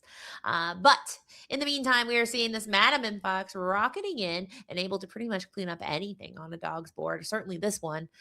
We still have those Scrooges just hanging out on the board. Their kind of boost is insurance. You don't have to do it every turn. You don't have to do it the next turn, but you can do it whenever you want to. At this point, I'm not afraid of Be Prepared because he is making his board robust. But the minute things move to the library, I might get nervous. Oh, yeah. And we did get a chance to see the Madam M Fox come down and bring one of those Ghostly Ebenezers back to the hand to net Betchy a few cards in the advantage there. And we also have this location up. Library Gift for Bell is there and active, waiting on a Chernobog, waiting on a Magic Broom to enter into the library to just continue to generate more resources. However, them just being on the board to act as pseudo challengers is probably a bit more valuable. Now, we're joined by Pooh, Piglet, Pirate, who is a questing threat. We haven't seen any Elsas yet either. So a lot of cards are missing in this engagement. Uh-oh, we lost Katie. Come in, Katie. Mayday, Breaker 19. This just in. Can you guys hear me? Katie's out, and she will be back here very soon. Just a small technological indifference, and we are working at here soon. Katie, are you back with me? I think I am back. There she is. Okay. So to your point, I mean, that Piglet Poo Pirate Captain, we could just call him Piglet, but why? He can quest for 3, but I mean, he's so delicate. He's got a fragile little pig baby body. And in the meantime, we have that Tramp, which, like we saw last game, can really make it where locations. Who cares? Because you're able to increase by 5 or 6. No, 6 on the board. So easy, short work of that library. A gift for Bell. And taking it down with one fell swoop and not having to worry about that, because that was going to be a pretty significant advantage generator. Looking at this board now, Betchy is still getting far in the inkwell as well. Again, I can't tell exactly how much that Illumineer has down there, but you're getting close to that Be Prepared range. Looking at the hand size, R&B now holding 2 cards, and I think he needs that board a lot more than you do. So it wouldn't even be the biggest stretch to see the Broom get cashed in, or excuse me, the Chernobog get cashed in, a quest and a reduction here. That could be a vibe for Betchy. So decisions being had all around from the NVRShift, trying to build on their success of last season and maybe make it all the way to the finals again this year. Yeah, and I mean, despite their name being a lie, they say never shift. I've seen them shift. They've done it. Me too. Not in this match. But to your point, wiping the board, I kind of, like you said, RB loses so much more than he loses. Yes, he's going to lose 2 Ebenezers, but even if it was knowing that Tramp is an ambient threat, whether R&B banned it or Tramp banned himself. Now he is boosting, which makes me believe, no, we're going to do a little bit of more bouncing beforehand, which means he doesn't even have that be prepared, or he just doesn't want to. The calculus isn't in his favor. But R&B, those 2 Willows and 3 Ink, he can't do a lot with his hand. So unfortunately, not this turn. He's just going to go ahead and do some old-fashioned cleanup, bouncing around with the Fox, getting that Ebenezer back, getting the card draw. But if I'm R&B, I'm sweating because I'm living in the margins right now. Yeah, and you're one shot away from your demise, as the Magic Broom will get another quest in. I believe that's a Madam M Snake going down to the Inkwell, and we will cash in the Magic Broom. So this board is bulky. Betchy is holding on to a pretty advantageous position, and the questing campaign from the Ruby Amethyst player has begun. As you're starting to gain some lore, R&B now is still precariously perched in a compromised position. No Tramp to be had again with another game. You hate to see it. You do, but it gets to the point where even Tramp, while he's cool and he could get an Ursula, the bigger and bigger Betchy's board gets, it's like, well, I could just delete your board with quests. So it's like, no matter what he has, in this case, it looks like a Pirate's Life, Maui Half Shark, and a Turnerbox Follower. It's just the math is far more in Betchy's favor with the characters and the strength that they have. So they can turn sideways, but it might be the very last thing they do with these boosted Scrooges and that 2 Madam M Foxes. It's very scary against that board, even without. Oh yeah. And this is one of those decks where if you are the Amber and Emerald player, you get 2 quests out of this thing. After talking to Kurt Spite after his win at Inking this weekend, he eloquently explained you have like very small windows of opportunity to get your quests in before you lose your board. And if you lose your board before you get those quests, if you fall off that timeline, you're going to lose the game, because your board is so important to you, and how you manage it will determine how these things go down for you. So R&B trying to find those windows of opportunity, but Betchy is keeping this board very, very robust. These characters are gigantic, and anything you put exerted, you will send to the discard pile. And that's why it's kind of weird. We call it an aggro deck, and it is because it's aggressively questing, but it's an aggro deck with patience. Because like you said, you can't just quest all out all the time. In this case, he's doing the math and saying, oh, well, if I want to win this game, I better get to questing right now. But like you said, you have to be very, very careful with the math, because if you overextend, it is going to be the last thing you do. I still would like to point out that, that be prepared to come off the top and then just lights out for everything R&B has, because I think at this point it's just 1 card in hand. But he is able to get up to a nice clean 10 with this quest out. And now he says, Betchy, you do the math. Can you handle all this? Yeah, and now that's probably got to be a great sign of life for R&B, as you see Betchy is doing the old pair up tango, trying to map out all the challenges and see how many pluses you can get to retain as much of your board as possible while reducing as much of R&B's board in the meantime. So that's a good sign that there is no be prepared or any type of removal. You do have the opportunity to go for that Turnerbox Follower quest and then potentially add another card from your hand, and maybe it's there if you even have the ink available to deploy Be Prepared here. Scrooge now starting to challenging. We have Ghostly Ebenezer is going to take down that Piglet Pirate, who is the biggest threat. Another Scrooge challenge, taking down their Grandmother Willow, trying to keep that Tramp at bay. We have 3 more challenges left. It's going to be the Madam M Fox who's going to get active, probably going down after the Tramp, the Dapper Rascal. Nope. Street Smart Dog. Nope. Enterprising Dog. One Maybe? of those. Yeah. That's an enterprising one. Is it enterprising, or is it no? That's a lady enterprising dog. Now listen, you got me, dude. Now I don't know any Tramps ever again. Hold on. That is enterprising dog. Now I don't know anything, but either way, he is boosting. You can get the Tramp. He is now boosting every Scrooge. We've got Scrooge on absolute base boosted to the moon. This is why Be Prepared is one of the best cards of the game, but you just don't need it when you've got a board like this. And I'm very curious if now about this whole Tramp situation, because we've talked about it this entire game being like, he didn't get rid of it, he has it, but it is now about turn 7-8 into game 2. We have not seen a single Street Smart Dog. That's the one I know for sure. Street Smart Dog For sure. is the one we all know and love. Dapper Rascal's my second favorite. We saw him briefly can't come out and play, but not in this game. We're not seeing any tramps other than that. Is it Enterprising Dog? It is Enterprising Dog. Okay, as good. I was looking for it. Now I've lost my entire feed. So you got to give me 1 second so I can get back into. I minimized, and now my whole stream is gone, dude. I got nothing. I'm in the blind over here. Well, we got Lady Determined, the Determined one. I think that's what I'm going to call her, Lady Determined one. And she's a problem. It's interesting because she's a 0-3 with Kronk. She's Decisive Dog. I know that one's a Lady Decisive Dog, and it is Enterprising Dog. And I'm back now, so I can see my. We are all caught up, guys. We're so back. We are so back, and in a better love Lady way. and a Tramp, name every Lady and Tramp ever starting. But there we go. He keeps questing. I mean, this is very fun because both decks are not playing the super stunning version. It's just grindy. We're doing challenges, we're questing out. Betchy's managed to get a bit of lore in, but we haven't seen RMB's Dale, which I think he has Dale. We haven't seen Chernobog's followers. We haven't seen Enterprising Dog. It's very weird. We've just been seeing him go wide on the little guys. We've seen a lot of Ursula. We've seen a lot of Bobbies. We've seen a lot of Lady. We've seen a lot of the small units. You need to find some of your haymakers, some of your over-the-top cards that really make this deck broken. And I think if you are sitting here looking at this stream and this is your first time ever seeing a Dogs deck playing, you're like, why is everybody crying? This deck stinks. It's not doing anything. Yeah. Come on, do something. I promise you. Hold up. It's not like this all the time. As R&B is probably playing the most unbroken lines of the deck I think I've ever seen.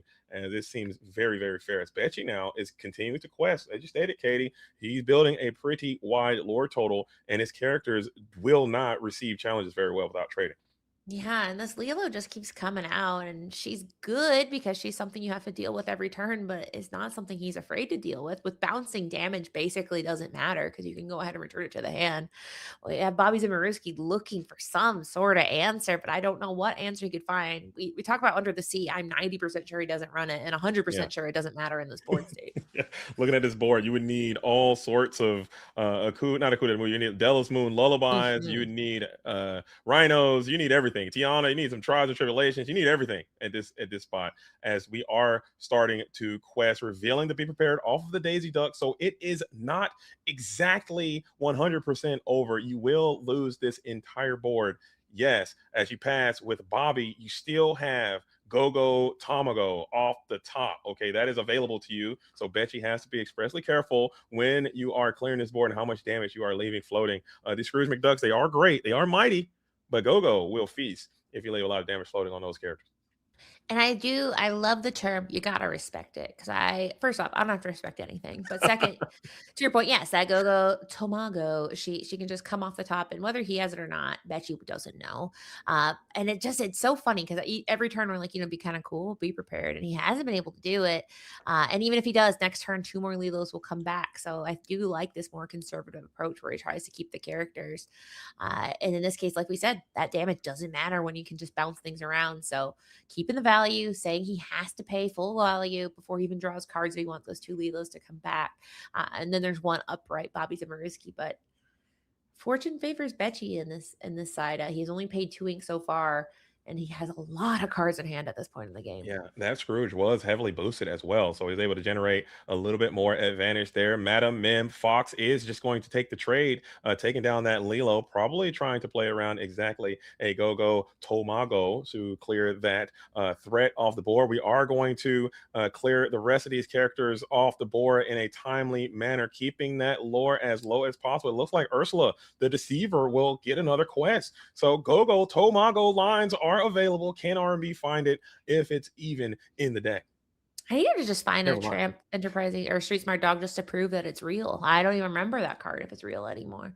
Now he can do some cool things. He could do Chernobog. We know that is a card that Kurt Spice put in his list, but that is just one simple 3 quester. He'd be very cheap at this point. He just drew a card, immediately put it down, which makes me think it is Chernobog. He's counting. Is he doing the calculus? Oh, he might be. I think we already drew it. And there he is. He is. I called him. The Bogster has landed. Look at you, Katie.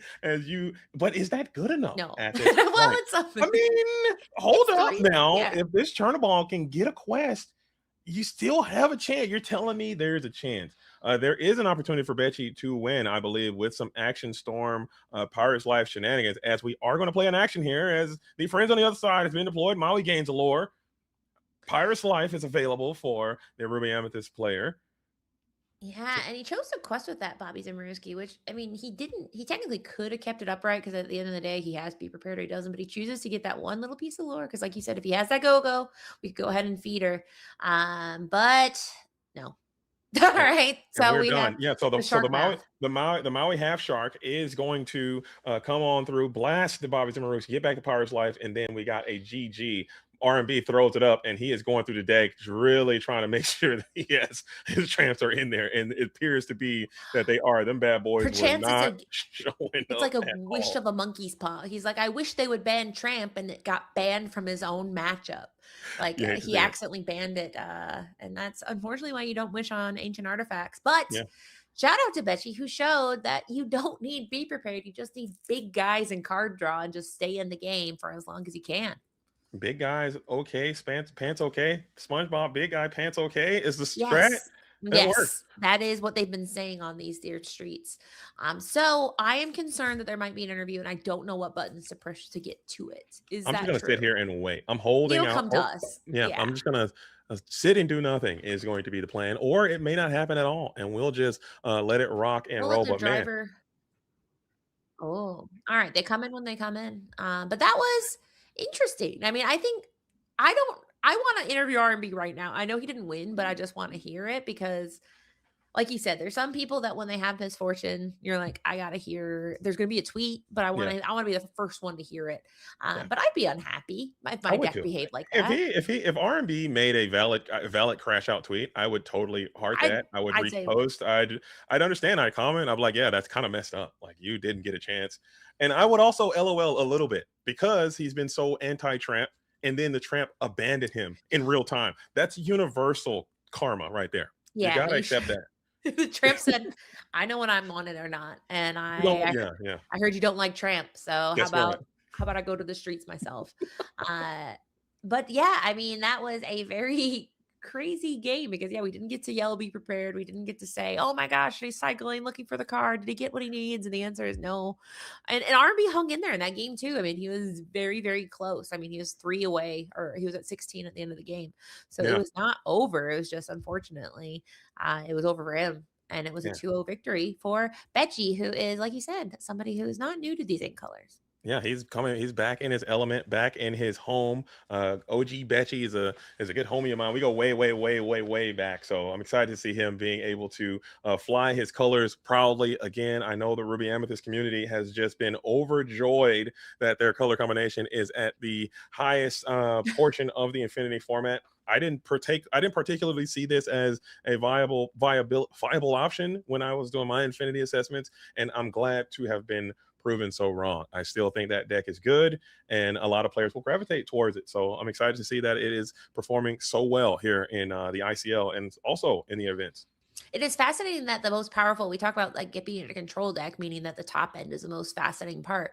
But Cookie and Scrooge are sitting there at 2 costs, holding down the fort for the majority of the game. And obviously the balance package is powerful, but it shows that, listen, you might just be a 2-cost card, but you could win this whole thing. That's what people have been saying. The Ruby Amethyst strategy struggled mightily in the previous iteration of this game against Amber Steel, against some of the faster decks, because they never had a quality 2-cost character. Bouncing your 1 cost to play Madam M Snake was the best thing you can do, and that is on its head a terrible thing to do.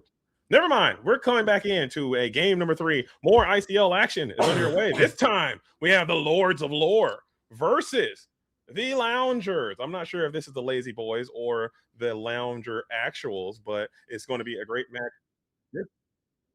It's the Lazy Boys. Okay, so the Lazy Boys are actually on the approach here with game number 3, I believe, is underway versus the Lords of Lore. I believe this is a Southern California team. We'll see a little bit of Lords of Lore this weekend out there at the Enchanted Citrus Clash versus the Loungers, one of the more premier testing circles there, being pushing the game to the limit, getting out there, training, and finding new strategies. As this can't be Braden. I think Braden's has got an excellent manicure. I mean, it could be. We don't. Maybe. Who's Now, doing I will Braden's say, nails like that? That is some gorgeous nails Braden's got going on there. Not now gonna lie. Braden does love this ink combo though. So I mean, I think they might be switched. I think we don't know Yeah. 100%. But Yeah. we do have this stone servant stone. It's the new Diablo who loves right. villains, which is perfect for this Emerald Steel discard deck because there's villains galore. But Allison's here saying, I'm gonna show you the power of the dogs deck. Possibly question mark. The right way. And Braden has been on Emerald and Steel virtually since Infinity has came around. I know he's one of the big proponents of this strategy, trying hard to make it viable. But Katie, this weekend, Emerald Steel supremely underperformed for me, for us at the In King event and also at other tournaments at large around the Infinity format. I don't know why it's that way, but it seems like Braden is on the short end of the stick here in this one, as we are questing very, very aggressively with these aggressive characters. But I don't know what's going on with Emerald Steel. I really don't. Well, I think it used to feel so good because it's like, oh, what? You can maybe draw 1 or 2 cards in the early game. But we're at a point where like decks either don't care about card draw, like this Dogs deck, which is like whatever, it happens or it doesn't happen. Or you have decks like Betchy's deck that was just drawing cards like it was so easy. So I'm not that afraid of discarding this economy.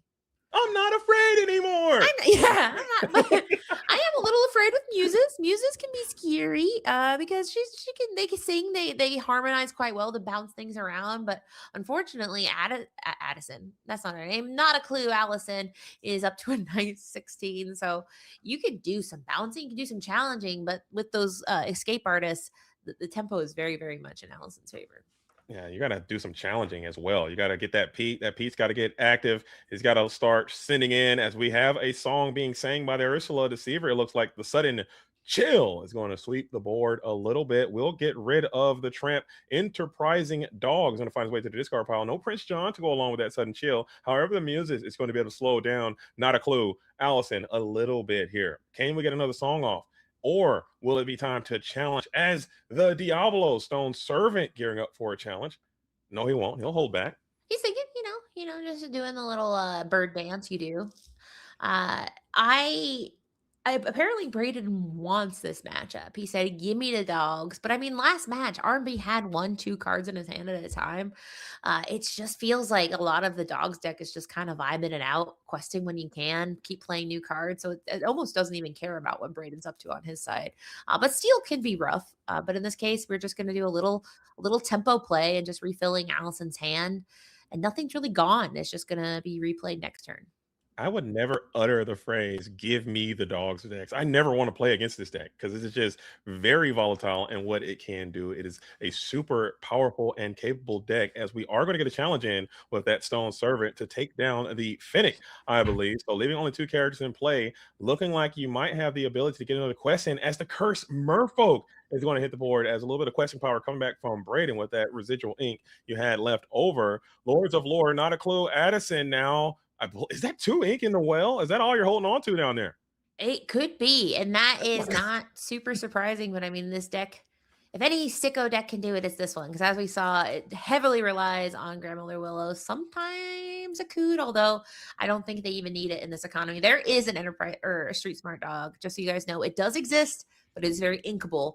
And where she's going, she does not have time to deploy such a strategy. But to your point, she has 3 ink. Braden has more than that. So Braden has more options. So the momentum is kind of slowly going over to Braden's side, which is kind of the discard hallmark, is they're not doing a lot until they bleed you of your life force and then they start winning. And it is to the point where you can potentially try to run Braden out of songs if we can get established with that Max Goof loop. If Braden can play the Max Goof on the following turn, maybe you can set up Eternal Songs, but you're going to be doing it at a deficit. You're going to be running out of time. You have 1 turn to do it. This board needs to be cleared here, or at least reduced by 5 of the lore available. If 2 remain, not a clue, will win this game. So Braden, I can't tell how many cards are in hand for the Lounger himself, as the Lazy Boys are trying to also make a deep run into these playoffs to kind of build on the last season. I love seeing these teams staying consistent and showing up and having great season after great season. I love the proportions on that Pooh Bear. I mean, it's not Pooh Bear for legal reasons. Or maybe it is because he's out of the copyright. But either way, he is on a Lazy Boy, not a Lounger. So now Brayden is doing, is there any calculus in which he gets out of this infinite dog skinjutsu? And the answer is, I don't know, maybe. It's like you said, it can stop it can stop it a little bit, but nothing is going to stop it completely. He certainly doesn't have board wipes or anything like that, and that Lilo will always come back. Unfortunately for Allison, she only has 3 ink, but it just doesn't feel like she cares with the cards she has in her deck. Yeah, you're going to need songs. You're going to need a lot of songs. You're going to need song after song after song, and you're going to need a way to refill your hand a little bit. There is a song, I'm Still Here, and a way to draw some cards as well. So Brayden saying it's not over. Nothing is over, a la Rambo, as he said that. Rambo also was green. Thoughts? Yeah, and as Katy Perry said, just because it's over doesn't really mean it's over. So there's a lot. Nothing's over. Okay. And, yeah, I didn't hear a bell. I ain't hear no bell. That's exactly correct. We're going to need another song, though, as the muses will be able to bounce one of those 2 questing characters back to the hand. You need another song to be able to do that again onto the other 2 questing character that is over on the opposite side. And then you have to get some quality challenges in with your 2-3 strength characters, one of which is going to be under the effects of the I'm Still Here. So you're going to gain a resist 2 as well. Pete's Games referee looking like he's ready to sing. No, he'll challenge. And I think that's why a dog's deck can be fatiguing, is because you have to do the impossible over and over and over again. You basically have to clear a board, delete the board without a board wipe, and then you say, whew, that was scary. And they pass turn and they rebuild their board, and you do it again and again. And like you said, I mean, he needs songs. He has songs, but it's not infinite. Every song, like even if it draws a card, it's not a guarantee it is inkable and or a song. So in this case, he can go ahead and challenge up and bounce back the whole board. And in this case, it looks like he was just going to play a Diablo, Devoted Herald, and a Devado. Oh Devado. I'm out. You take it from here. Devado, a nice card coming in from the Wilds Unknown set. This card is quite stellar. I love the Steel Devado. I think he is great. The Stone Servant, being another pseudo Smee, as the questing campaign for Brayden has begun, as you are trying to keep your opposition board clear while increasing the lore pressure on your board at the same time. Looking at the hand, I don't know if Brayden's rubbing paws together, but you're going to continue to need songs, as we have the ability to put 4 more lore in play, which will require you to engage with 2 ready characters again on the following turn. So maybe Brayden can establish another muse. If you can get 2 muses down and 1 song now can bounce 2 characters, that could be a pseudo win condition for the Lazy Boy. Now, I'm very curious. We have Moxie's in the chat who said, I guess I don't have to play anymore. Time to go to locals. So I guess that are they just not playing round 3? They don't have to. All right, good for them. Moxie's got the night off. But this doesn't count in this way. The Braydens, the Braydens and the Loungers. No, these are the Lazy Boys. It looks like Lazy Boys won round 1. So this will, at least them, it's tough to say. Brayden has finally turned the corner, but unfortunately the corner is just filled with more little guys that quest for 2. Yeah, we're just keeping the pressure as high as possible. It is mounting. Can Brayden pull off another miracle? You need to get that Lilo off the board. We also need to get that Daisy Duck off the board. And I'm hearing some feedback there coming in from production a little bit. It's rough. We can get that out of there. That would be so good. I would appreciate you and love you forever. As we are now building, can we do it? I would think you need 2 songs here. As the quest is going, it looks like the questing campaign has started. So there is a chance Brayden might be throwing in a concession potentially. You'd have to sing. Devoted Herald goes for 1. The Cursed Merfolk go for 2. This is the part where I'm like, maybe I don't know math. But the answer is, unfortunately, the math does kind of work out where that is certainly not 20. It's straight. He had it. He got it done. And he is going to be able to stifle and survive another turn. I ain't heard no bell, says Brayden. This is game number 3. Brayden and the Loungers, they did win game number 1. And just like that, I believe that's enough lore on the opposition side to come back and win. You have the Cursed Merfolk. That's 2, 3, 4, 5, 6, 7, 8, 9 coming back your way. So Nadu Allison has been stifled. What a play coming in from the Lounger, as the Emerald Steel is back and better than ever. Yeah, Braden said, I hear you. I don't hear you, but I can feel your doubting jeers. Now, that being said, Bobby Demirsky can go from being the spray cheese kid to the challenge kid and come for those curse more folks. At the end of the day, I don't think Allison is too afraid of discarding any cards at this point. So I imagine she's very eager to play those Lilos and say, you know how you did the impossible? Do it again one more turn. And I think Braden went pretty hard on playing his cards. I don't know if he has any cards left in his hand after that turn. Yeah, that was an all-in gambit here, as we are going to use some ink to bring back that Lilo. We might have to think about this for a little bit. If you have Go-Go Tomago in your deck, you might want to consider leaving that ink available to set yourself up for a nice top deck. If you have cards in hand that can potentially get a quest in, that might be something to think about, as Nadu, Clue, Allison will bring back the Lilo. Maybe there's a world where that you don't play Go-Go in your deck and you know your deck better than most, as you will deploy the other Lilo. Now that Bobby Zimmerowski has to do what you said and send some hits into the cursed one. The Merfolk now is going to be challenged. No cards in hand, so you will not have to worry about discarding anything. And now can Braden do it once again? Doing a little inventory of the lore on the opposition side. It's not quite enough. That's 1, 2, 3, 4, 5, 6, 7. Braden can get up to 19. Maybe Braden has Go-Go in the deck. Thoughts? Yeah, I mean, that's the thing, is you got to respect it. And that's the thing. You don't have to respect anything or anyone. That's up to you guys at home whether you want to respect things. But if it's Emerald, it could have Go-Go. In the meantime, we have a song. Yeah, a song. The storm has raged on. And just like that, Braden has sealed the initiative again. The Max Goof now is being deployed. And this is going to spell trouble for Not a Clue. Sorry, Katie, I cut you off there. No, I mean, that, like you said, I mean, that's exactly what he needed. It's like he needs these one things over and over again. He's like, these one things exactly over and over again.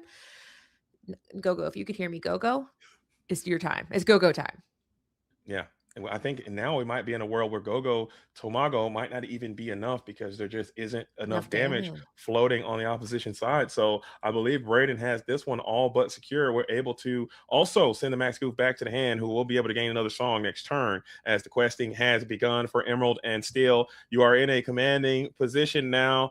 Not a clue. Allison has to be tilting into the Spider-Verse right now after the way that last sequence of turns has transpired. But we've all been here before, as the Lords of Lore might be getting stifled here. The Nala off the top, not going to be enough. And just like that, Braden escapes the jaws of defeat and gets it done, taking out a win for the Loungers and securing a victory for the night.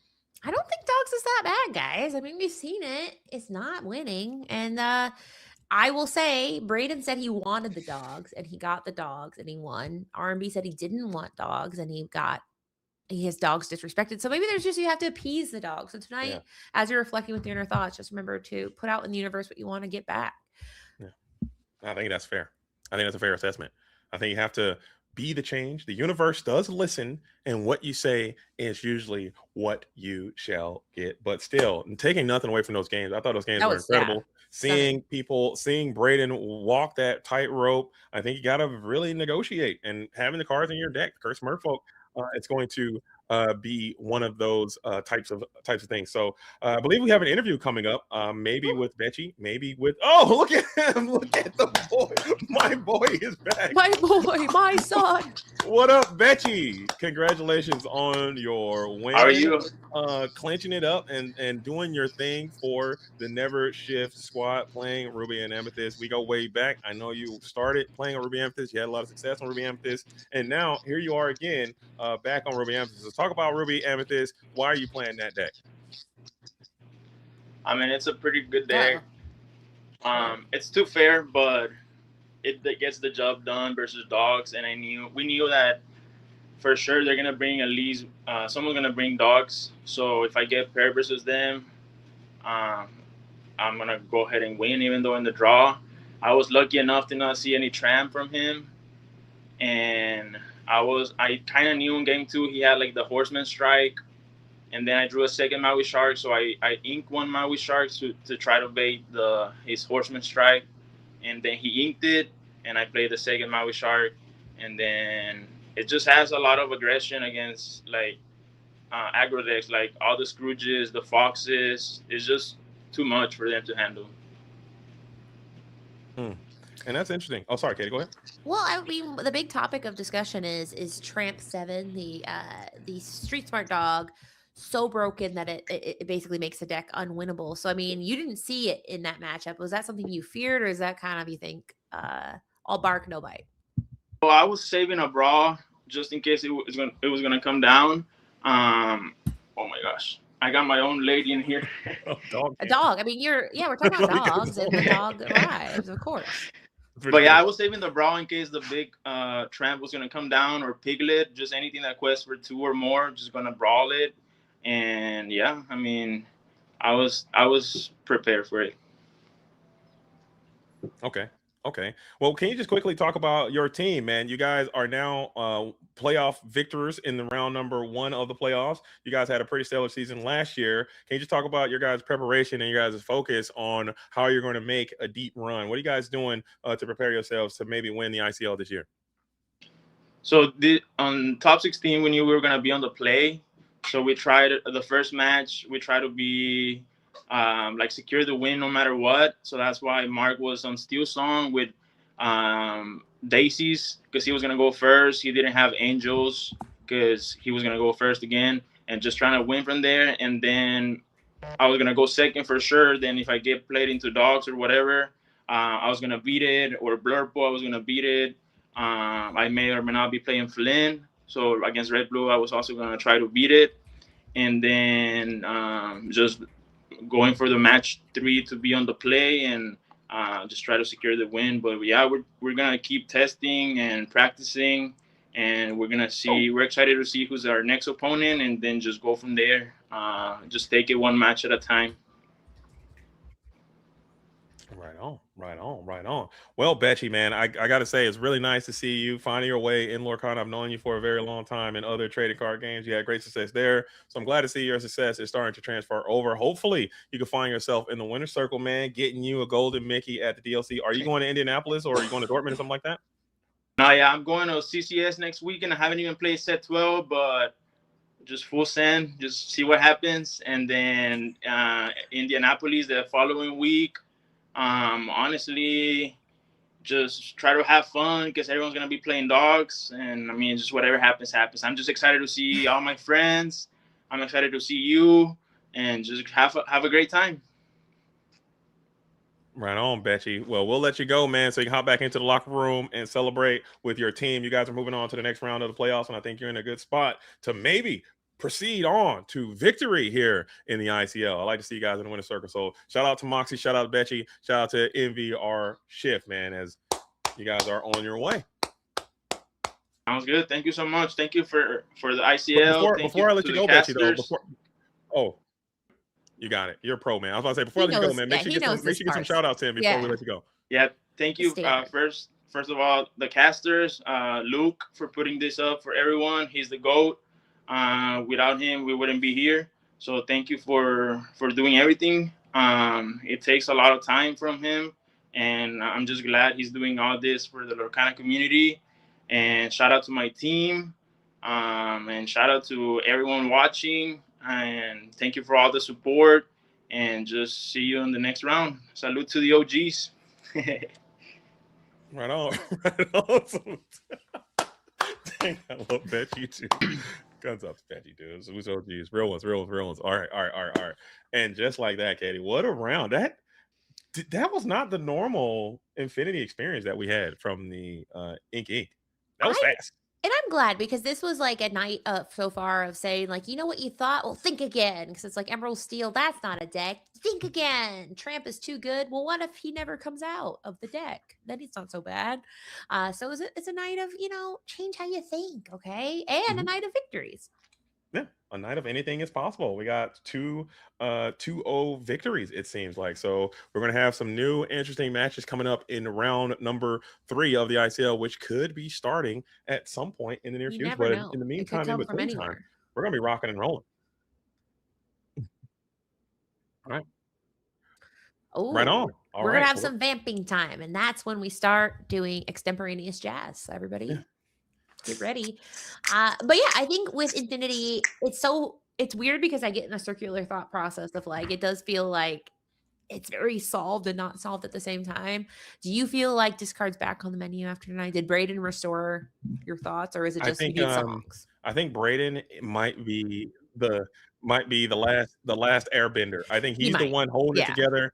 I think he's putting in so much work to try to ensure that strategy is going to be meta relevant. I know there are a lot of Emerald Steel players. They have so many different cards in that card pool. So I do think that Emerald Steel will still be played. Diablo is too good. Prince John is too good. Ursula Deceiver Ball is too good. Ursula Deceiver is too good. It's too many good cards in that deck for it to not be good. So it's going to be back. But we're joined by two absolute rock stars in the building. Miss Liam and Miss Colorist Law in the building. Good evening. Liam is also law. Liam is law. Color is law. We try. A lot of law. Yeah.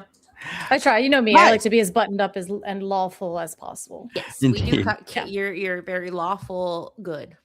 Yes, that's totally where I swing on that D&D Chaos. spectrum. Never heard of it. Yeah. Not here. Oh dear. Liam's like, we're going that way already. Fun round, you all. It was a pleasure listening to you all. Those are some fun games. I enjoyed them very much. I know It is. Infinity's delicious. It is just. There's so many good morsels in there. So many good memories. I know. So many opportunities to cook as well. Like this is a deck builders type format. If you like to make decks, if you like to get crafty, you have options. You have a lot of options. I think there is an option or a deck for every color combination that could be meta relevant. So I know you guys were in some core constructed. Have you guys had an opportunity to see some Infinity, play some Infinity yourselves? I mean, I've watched a little bit of the Ink and kind of I looked that back, and then I went through a lot of the deck lists this weekend on Ink decks, just because I heard actually it was your stream, JDZ, where you were talking about Infinity and your experiences, and I was like, that can't be the entire picture. And so I was like, I'm going to do a little bit of research, and I went diving on Ink decks, and I found a tournament where all Amber Steel won. I found a tournament where all Red Blue won, Ruby Sapphire. I found a tournament where you had Amber and Emerald that dominated. It just depended on where you were and what was in the room to see what just basically destroyed this weekend at Infinity. And I thought that was really interesting. Now, do you do this thing where I look at tournament results, and if they're in Europe, I go, well, but these are European results. Where like I put like a little asterisk. I'm like, results may vary. They're all. I was gonna say, I was gonna say, I was like, well, is this in Europe? And then they no, that was Detroit, and I'm like, well, my bad. But because it was like, and so it was really interesting because I do that as well, where I'm like, well, they're really like Emerald Steel and Verse over there, right? Like, oh, they really don't love that deck. Or, they really like Amber Steel. But there was the tournament where there's like 87 people, and it was like 3 Amber Steel winners, and then like 1 Ruby Sapphire in the top 4. And then there was another tournament where it was 3 Ruby Sapphires, and then like 1 Ruby Amethyst.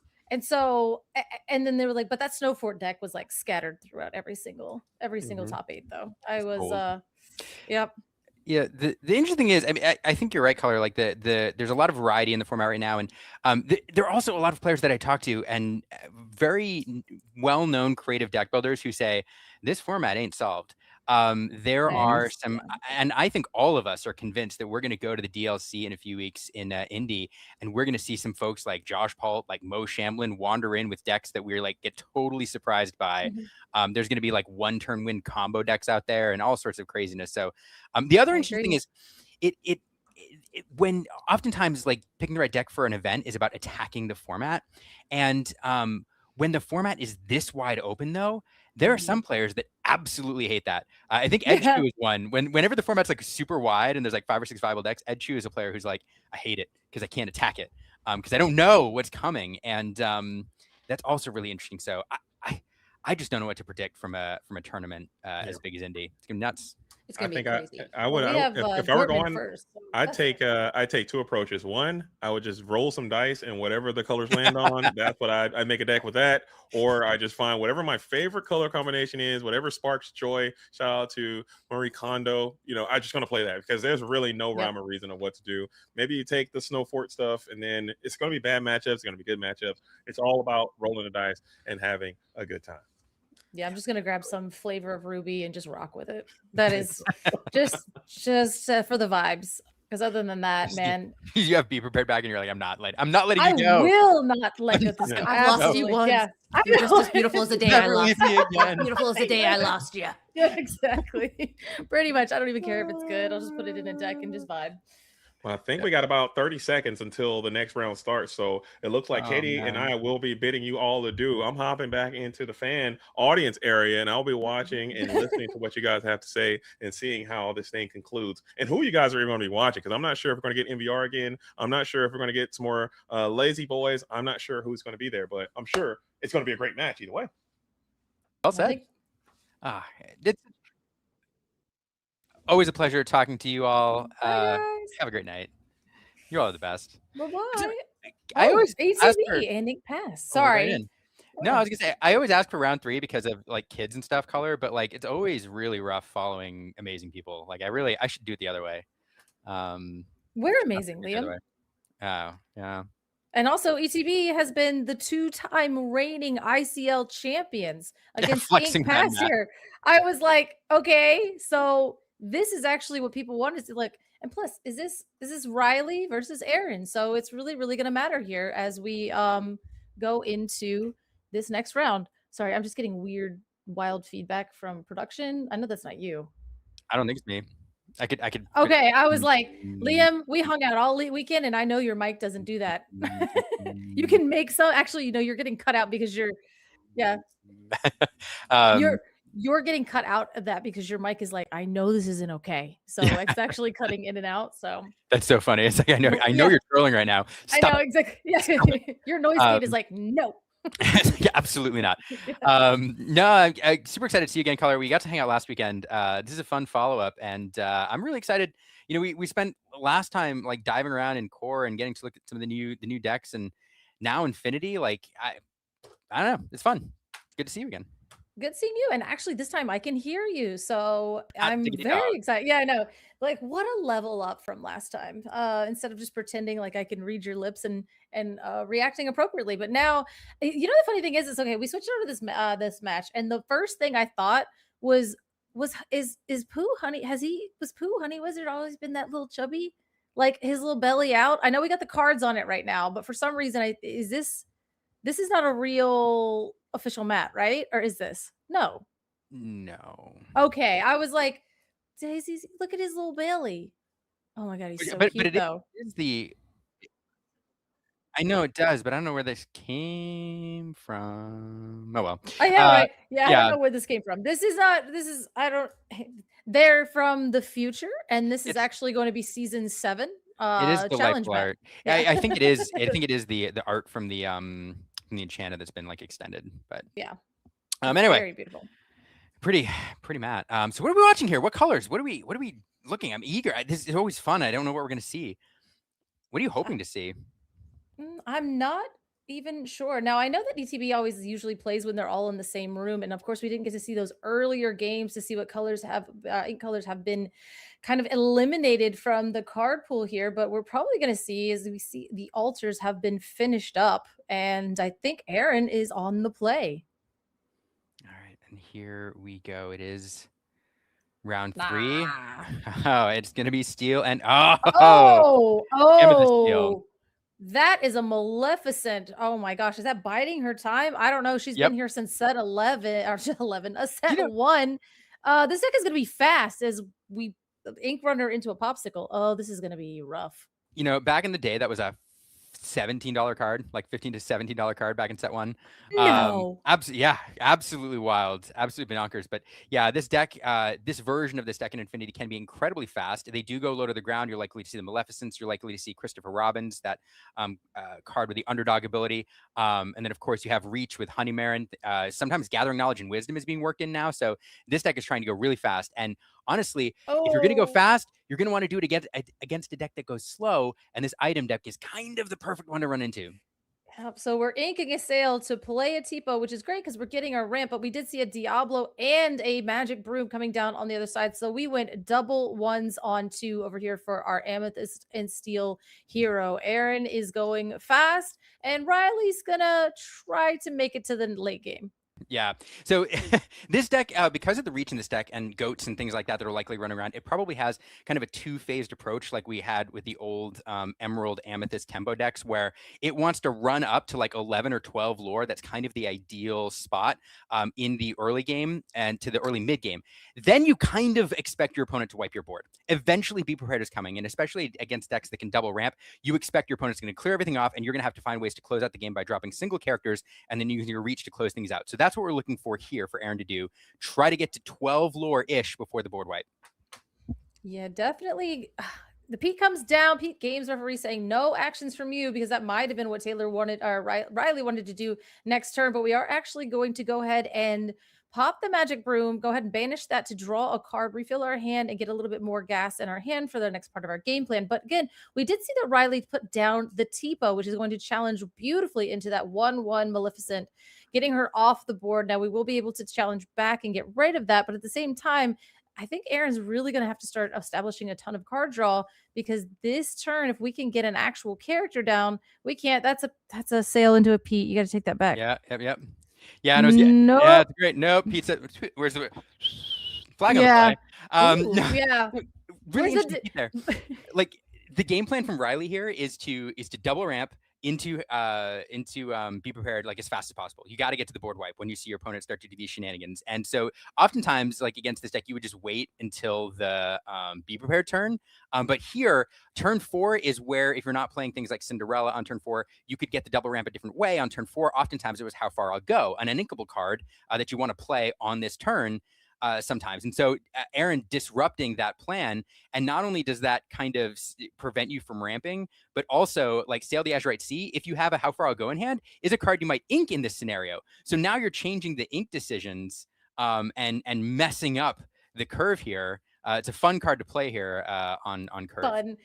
Fun, he says. I mean, yeah, exactly what you're saying. I was hoping to see, like you said, a Cinderella Dreams Come True, or some type of other establishment onto the board to where we can continue to keep up pace with what's going to be played as we ink okay, that'll do it. As we ink a Fishbone Quill to play a Sisu here. Now we will be able to take the Sisu, which does go ahead and banish something with 1 strength or less. That Diablo or the Maleficent was the perfect target, because now we can just go ahead and challenge into our 0/1 Diablo, which will give us Tipo back no damage whatsoever, which kind of helps, kind of doesn't. But that is definitely a way. Deal with the board, get some things off of there, and we might have a game, guys. Yeah, and not only does that clear that off the board and slow down Aaron's tempo getting that Maleficent off, but it sets up that sneaky shift. Maleficent empowered sibling able to shift out for 6, and that is 1 turn earlier than Be Prepared. And so that is scary. Now, no ice block in play to deal. Oh, goodness gracious. As we Sneaky take a snake. Oh, we take the Meta Mim snake to bounce the Pete. We actually ink the Pete. Ink the Pete to play a Smee. Now, that's actually something that they like to do, is where they bounce that Pete back to hand and then they just repeat onto your face over and over again. But he said, hey, I'm just going to ink him. Maybe he's got another one. Maybe. And again, this deck wants to be aggressive. If Riley gets into Be Prepared territory, into Sisu territory, where just absolutely controlling the board before Aaron's gotten into that, like north of 10, I would say, that's a problem. Scrooge McDuck coming out here, finding an item off the top deck. I missed what he found. Is it a workshop? A great stone dragon. I'm the great stone dragon. I'm going in the inkwell. Immediately into the inkwell. Oh, man. Now, Scrooge is a 4/4, so that is a massive challenging ability, and you do have to develop a few characters on the board to be able to sing Strength of Rage and Fire, which you can't, because both of your characters, Smee and Snake, are both 2 drops, so they will not be able to sing. They are questing, though, getting us up to that 10 lore threshold, which is halfway through with the game. That is, I'm no mathematician, but I think you are right. That is about 50% of the way there, give or take nothing. So yeah, Riley did offer kind of the trade there, getting that Sisu off the board, but Aaron, at this point, none of his characters susceptible to that Sisu if it does shift out. Instead, we'll play the Goat here. A Goat is always, like, you like to save it for a finisher, but it is one of the bigger bodies in this deck. Sometimes, so I'm so used to playing Amethyst, Emerald. There are other good things, like just Damone out there and stuff like that, but it's a bigger body in the mid game. Yeah, for sure. And I do like it. I mean, typically when I get out to about 12 lore, especially if I have quite a bit of bounce in my hand, I will run a Goat out, just because, again, we're 50% of the way there. Give one lore. But because now I can basically next turn, if you do not deal with this goat, I'm going to bounce it, put it back into my hand, and then we're going to kind of start over. So this is where we start shipping, because again, if this deck is as fast as I assume that it is, the incremental lore gain is about to just burst and burst and burst and burst. So putting down a goat when you're at 11, 12 lore seems kind of fair for me. I like it. Yeah. Yep. And here we have a 5-cost Maui Hero to All. Another flashback to set 1 coming in. That's a pretty decent challenger, as that Maui Hero to All is a forgotten friend.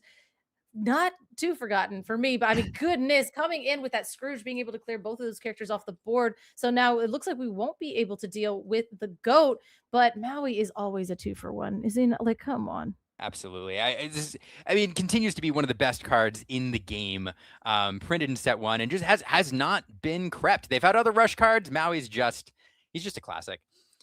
We do have the goat left standing alone over there, just hanging out, wondering where his friends went.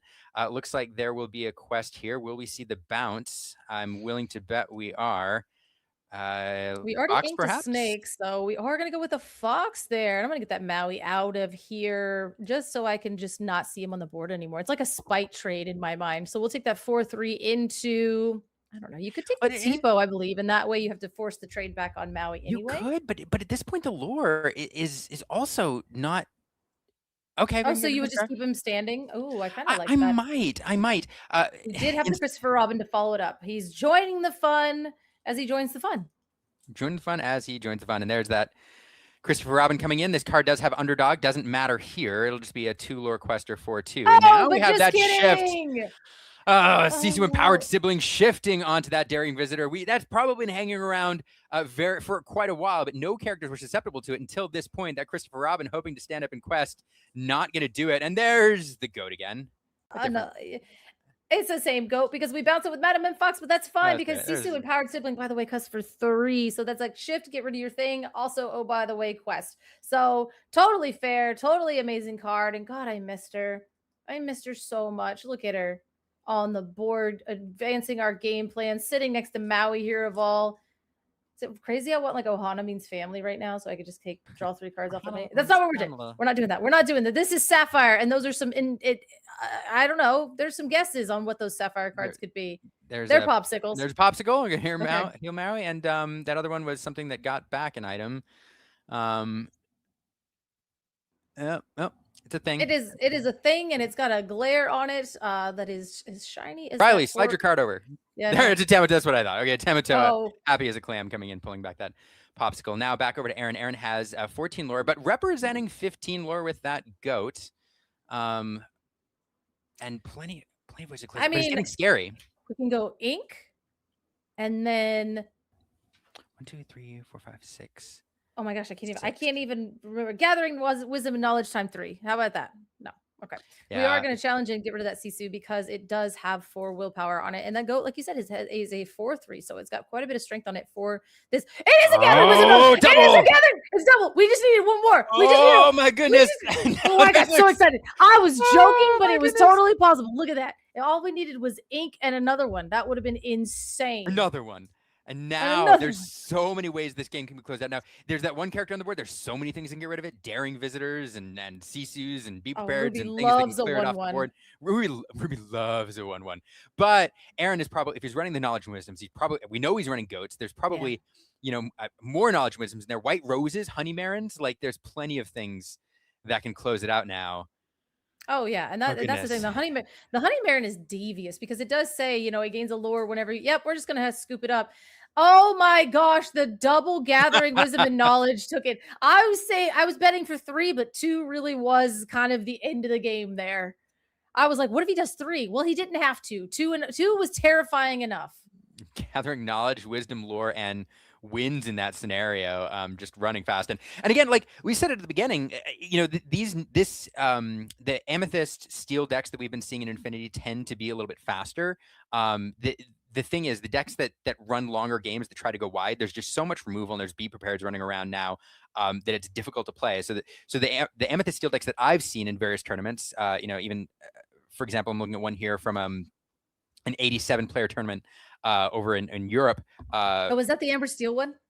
No, this is the Amethyst Steel. Oh, the one that The one that has Amber Steel all at the top. yeah, I The think so. 87. Yeah. Yeah. So much Amber Steel. But this Yeah. one, it's very similar to this.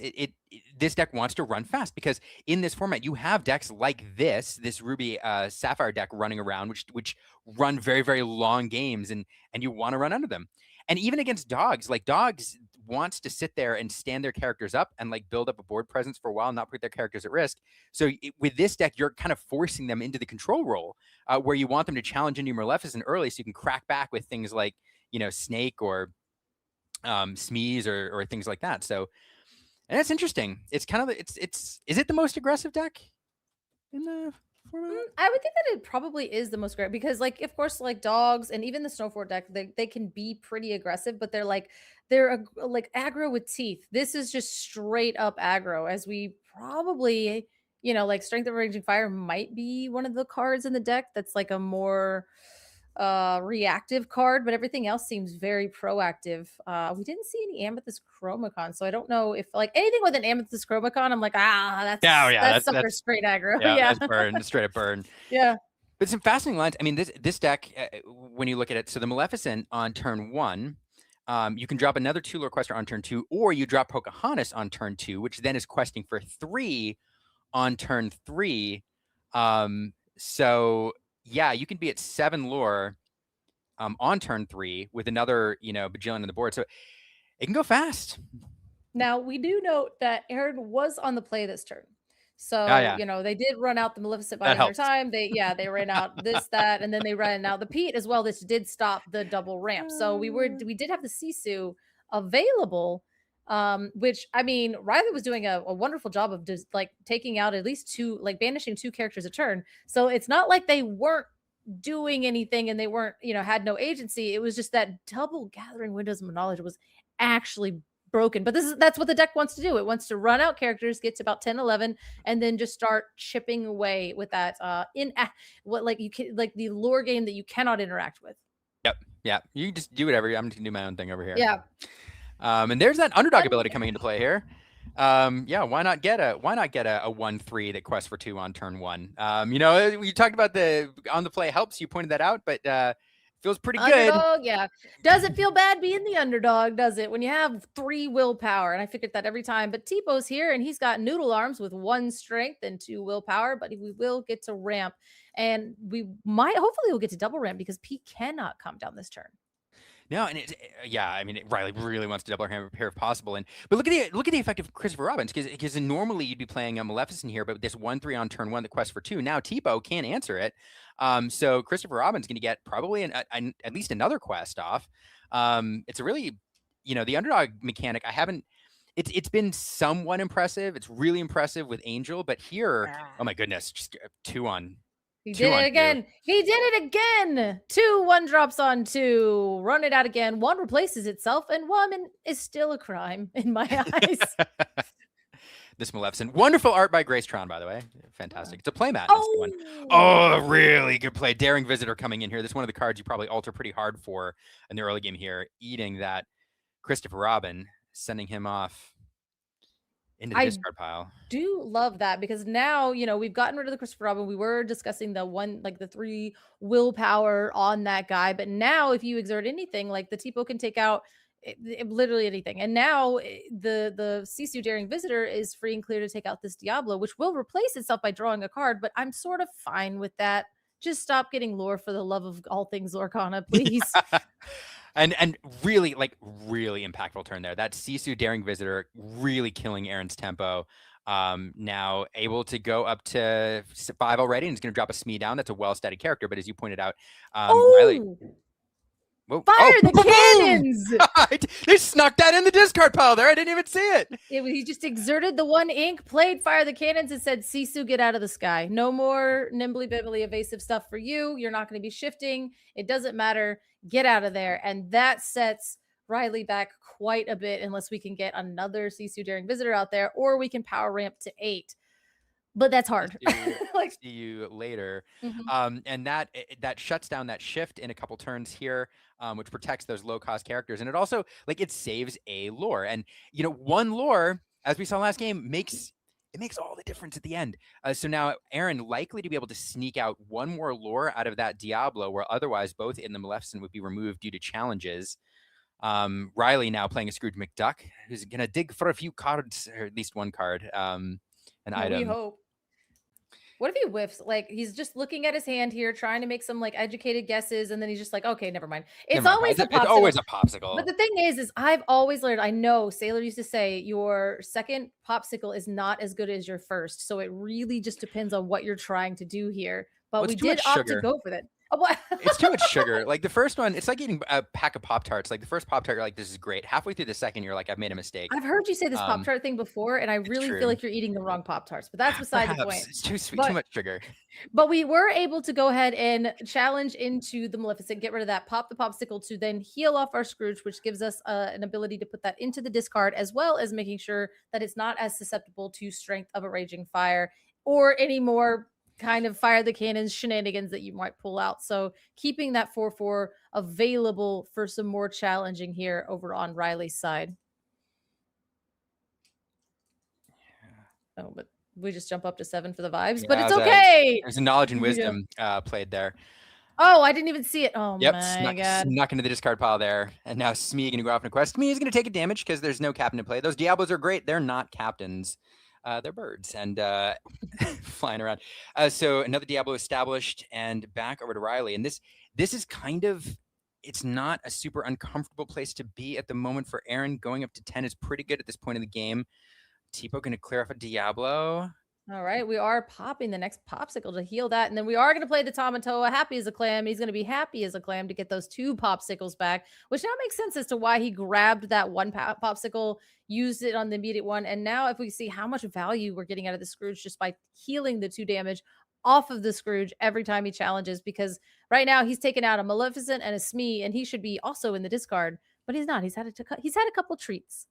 He's had a couple treats, yeah.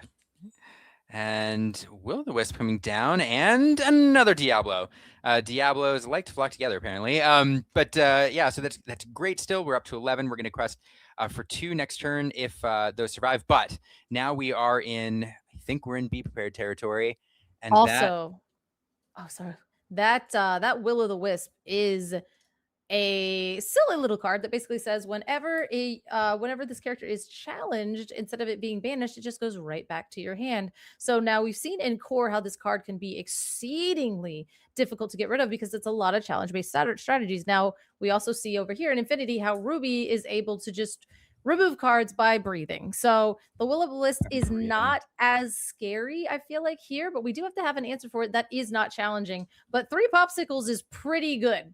That's 75% of your popsicles out of your deck that are now onto the board. We got to play one of them for free from the quest from the Scrooge Happy as a Clam. So we only have, we have a lot of ink left over. Oh, we're just gonna, it's Sapphire Coil. Everything's bad. Okay. Yeah. Oh dear. And this is where this deck starts to things start to get crazy. This, these Ruby Sapphire decks are what we refer to as an engine builder. You're trying to get a whole bunch of pieces on the board that do a lot of things together. One of the pieces are those coils. One are the popsicles. One are the Tamatoas. They can pull or play items for free. All we need now is something to recur those items, and things it's a brawl. Really scary. Brawl coming in. Yeah, brawling. That is exactly what I was talking about. Getting rid of that Will-o'-the-Wisp because it does have 0 strength. And Brawl says, hey, get that thing out of here if you are 2 strength or less. And I think 0 is less than 2. But we did establish 2 Sapphire Coils, which does mean every time that Riley inks, he gets to minus a character or 2 by 2 strength inks. That's 2 triggers. So that's 4. You can just minus that Diablo. He could be -4. 1. So little, so weak, so coiled. So things are looking good for Riley here, except too fast, too coiled. Too fast, too coiled, too furious. Riley, though, hand size I think is a problem here. I'm looking and we can't see much. There's a lot of glare up there under the hand marker, but I haven't seen a ton of card draw other than getting some stuff off their Scrooges. So might not be a lot of tools there. Second card coming here.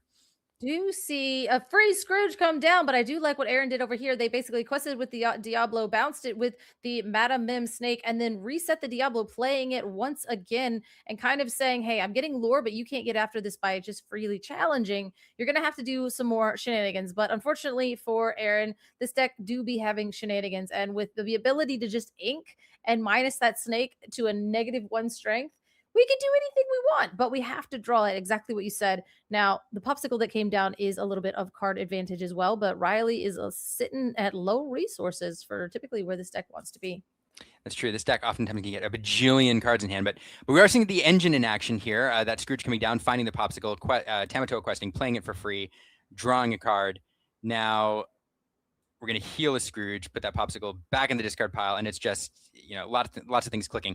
Now, the thing for Riley here, so it's not enough to control the board against Aaron's deck because of all of that burn. We saw a lore burst of 4, last game. We saw goats bounce around. So like Riley is doing exactly what he needs to do and trying to push his lore total to the point that he's got to close out the game. It is not enough to keep be prepared and controlling the board.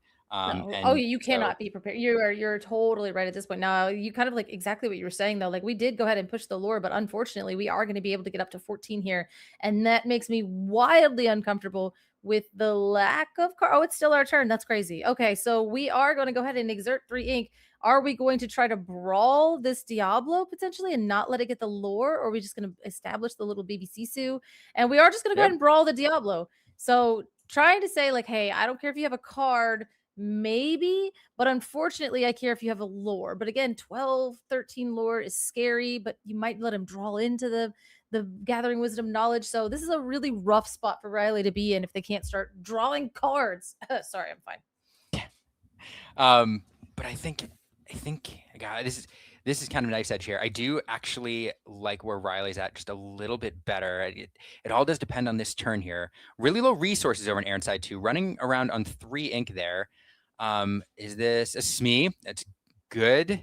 And a 1-drop. And a Magic Broom. Okay, so we're valuing the lore here. I mean, that is, you're going to be able to take out the snake, but that still is 3 lore that you're going to have to find some cards to get after. And I don't know how. I mean, it has to be a miracle off the deck, but it's going to be a Tipo. So that is kind of the problem, right? We could grab another Scrooge, but that's only going to grab us an item. It is a freaking Scrooge. Okay. We've got all the popsicles. We've got all the ducks.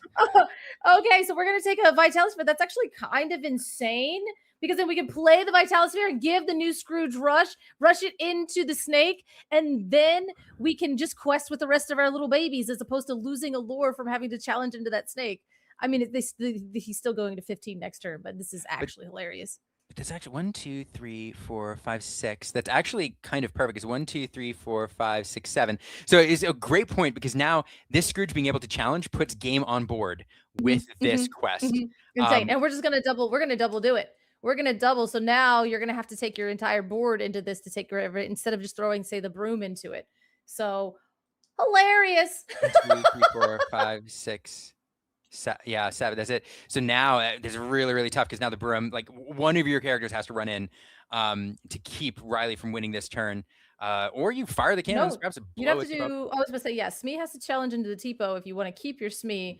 But then if you wanted to take out a Scrooge, you're going to have to lose both of your characters. Or like you said, fire the cannons off the top. But I don't know how many. So we are going to go ahead and quest here, which makes me feel like we're just going to play a character, banish the broom to draw a card and see what happens. Oh, is it a fox? No, it's a dash bar. It's a dash bar. Okay, now dash bar can rush in or he can quest. Yeah. So do we want the 2 lore or do we want to take you? No, because we just lose the game. It's 6 of one, half dozen of another. You have to challenge into something with one of them. It doesn't really. It's like one of them has to challenge in. Utility is crazy, but you could take out 2 Tipos and that actually gets you 2 even further, but then you're even further. I think you need to quest here. Yeah, you go to 16 and that puts the game away. If you have 2 gathering knowledge and wisdom, that is it. This delays the game a turn and a wisp just for good measure. Pretty good. Yeah, I mean, I guess you have to play it, but this is tough now because now I think hand is empty, so you don't have the chance. It's gonna be a gathering off the top. What is that? I can't tell what it is. If it's a Tamatoa, happy as a clam, he's drawing like a god. Oh, everybody else lives my Ruby Sapphire dreams except for me. Are we going to be able to get 2 popsicles back and then play one and then ink what we? Oh my gosh, to play another one and hopefully, what are we looking for here? We're looking for, So we want to be able to continuously control the board. Do we want to be able to ink? Ooh, yes. We grab back 2 popsicles. We play a popsicle. And we probably ink. Actually, probably ink a popsicle, then play a box. No. I'm getting too excited. I'm going to calm down. Yeah. My whole point is we need to be able to reduce the strength on one of these characters. That way, when we challenge, it leaves our character behind. There we go. The Vitalisphere, to where if we draw another character, no, we're cooked. Anyway, it's fine. It's really. I mean, I think Riley's just in a good spot here, almost regardless. I think the big thing is, you have to clear both off the board, but even with 1 and 2 challenges, you're still just a couple away from winning the game. So Crab is going to crash in here, take care of that dash, and then Scrooge cleaning up that Smee. And so now able to put the game, well within reach anyway. And it's just, there really was very few things that could go. You didn't need to do much. You just had to keep things on value. And that's it. Yeah, there's just not enough. There was only 1 card in hand and there was nothing. We could have gone to 19. 16. Yeah, 17. Yeah, 19 that 18. turn. As soon as that 1 card was inked. What's interesting though with like Fox, like I wonder if you keep that card in hand just to make your opponent think it could be a gathering, but I don't know that would change any of the lines over on the Ruby Sapphire side, because once the hand is empty, you know that the outs are like so low. Yeah, but the problem with this deck is you can't really think that, because you have Cobra that's sitting on the top of the deck, you have Honeymaron, you have this, you have that, and everything. And it kind of like what you said though, if it was a little like if we were 1 lore higher, then yeah, I think the entire deck would have been horrifying, right? No matter what you drew. But yes. I think exactly what you're saying, like you could only get to 19, so you're just kind of like, well, unless you just like draw a dock into like a Honeymaron or something, you know what I mean? Like maybe. Yeah, I mean, so okay, yes, yeah, that's a good point. Dock, but then so you're on 5 ink, so Dock would a gathering knowledge, but nothing. You can't get lore off 1 ink, right? I think. Well, I was saying like ink into Honeymaron, doesn't she cost 2? Yeah. But with you had 5 ink in play. If you draw, a Dock would net you 2 cards, but then you have 3 ink left. So even if those 2 cards are perfect, you don't have enough ink to play to get 4 lore. Because you could play 1, you could play the Honeymaron, you could play the Gathering Knowledge, but that's I just don't think there were any outs. Yeah. Well, that makes it less fun. I was on the edge of my seat. I was dying because I was like, oh. Yeah, it was the empty hand. Actually, the math wasn't mathing. Yeah, it was the empty hand that was tough. Like as soon as that Fox was inked, I was like, oh, I think that's it. But nevertheless, that was tight. And so, you pointed out at the start of the game, like Aaron ran away with the game 1 on the play. On the draw that game, made it very, very close. I think the key turn, and we identified it in the moment, I think the key turn was when Riley happened to have the Sisu to deal with that Christopher Robin. That whole game changes in that moment because the lore tempo completely is adjusted. So that was fun. And I'm really excited for game 3.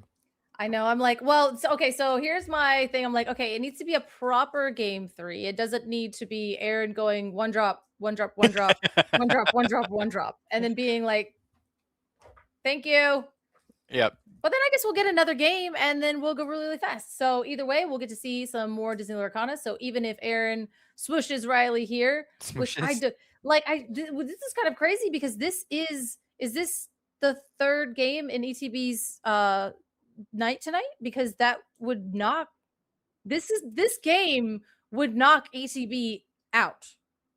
The 2-time reigning champions here are either going to go on and try to take their 3rd crown, their 3rd ring, try to fill up that hand a la Tom Brady, or they're going to get bounced. Yeah. It's history in the making. Oh my gosh. And we are off to the races already. Now, this is a slower start from Aaron. That broom, it's decent. You can use it to draw a card, but you'd love to be questing for 2 here. Riley playing the popsicle on turn 1, as that deck likes to do.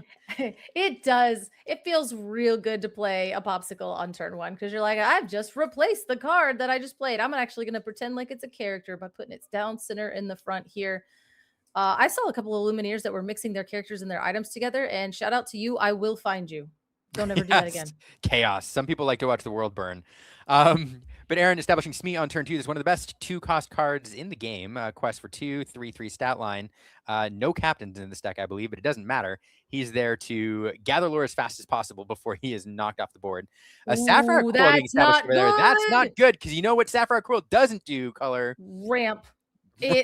It's a Sapphire Quill. Now, the only thing I can think of is potentially next turn you can ink, and then you can ink, reduce Smee, and then play little tiny CISO and get rid of that Smee, and then you could ramp the turn afterwards. That's the only thing I can think of. That is a couple of times I would do that to get that sucker right on out of here. And don't pop the room. No! No, don't pop the room. That was going to get at you one more lore. Aaron, no. That's CSU. That thing is gone. Might be under ink pressure. Who knows it? And we do have the ink. We do have the Dark Visitor. Now here's something interesting. You called it, Color. Now I want, like, if that was the plan, like if it was, I'm going to forego ramp in order to play the coil, in order to eat that Smee with the Sisu that's uninkable. Like, I'm interested, because that could have been the game plan. And if it was, I'm interested. I've done it a million times. Yeah? Sometimes, most of the time on the draw, it loses me the game. But God, I feel like a god now, because now we're going to ramp, and now we're going to set everything up. We might even have, oh God, if we have a fish. Ow! Boom, boom. Oh, that is a double gathering wisdom and knowledge. That's so bad. That's so bad. I wanted this game to go slower, but Riley had different plans, and Aaron also has alternative plans here, Liam. But here's the thing, like that's a lot of lore early. We are at 9, but that's a lot of cards as well. And so we've inked 4 times now. We're sitting with 2 cards in hand with 1 card on the board. And so there's going to be a resource problem. Now that leads me to believe that Aaron has a certain card in hand that costs 2, that's uninkable, that Aaron's looking to play here in the next turn or 2. He 100%. is a little short. Steel players love him. And okay, that's a vision of the future now. That's okay. If we have an inkable card in our hand, we can grab a sale off of this, because I need you to ramp, Riley. You have to grab a sale the Azurite Sea. You have to ink something out of your hand, and you have to play the sale. If you don't, I cry, because there's no way. Now, again, I do like how you pointed that out. He only has 2 cards in hand. And if those cards don't draw us cards, we might be in trouble on both sides, actually. Yeah, I think that one of those has got to be a dock. I think that's the reason you dump those knowledge and wisdoms there. Get them out of there so you don't have to discard them. It has to be a dock. But here, Tipo into the inkwell. Okay, that means we had a little Tipo coming along here. Now that's interesting. So if you found a Tipo off the visions and inked a Tipo, that Tipo was in hand before, either off the top deck this turn or was sitting there way earlier. And as you pointed out, Riley choosing to forego the Tipo in order to get that Smee off the board. That was the plan. Yeah. Never didn't have it. Never didn't have it. The Tipo was there the whole time. Yeah. I've been here the whole time, says Tipo.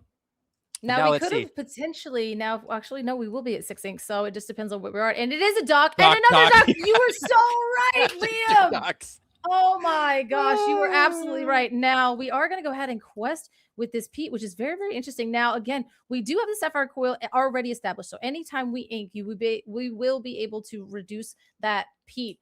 We don't have enough challenging power to take it out this turn, but we could play another Sisu or something like that, establish something really, really fun, because or we could just ink once and shift Sisu, I do believe. Yeah, but I would want to catch those 2 cards off the dock. That's the only reason why I would want to wait this turn, I think. Yeah, it's an interesting timing here. So one thing on Aaron's side, the early Brim Pop completely explained by this hand. That dock, knowledge and wisdom, that 4 uninkables. We went for the other Sisu. Okay, that is very interesting. Now, hopefully we have 2 shift targets now. So if you fire the cannons or something silly, we can still get the powered sibling shift. Now, we also have the Sapphire Coil. So whatever you put on the board is in danger. Watch Doc, Quest, Fox, back to hand.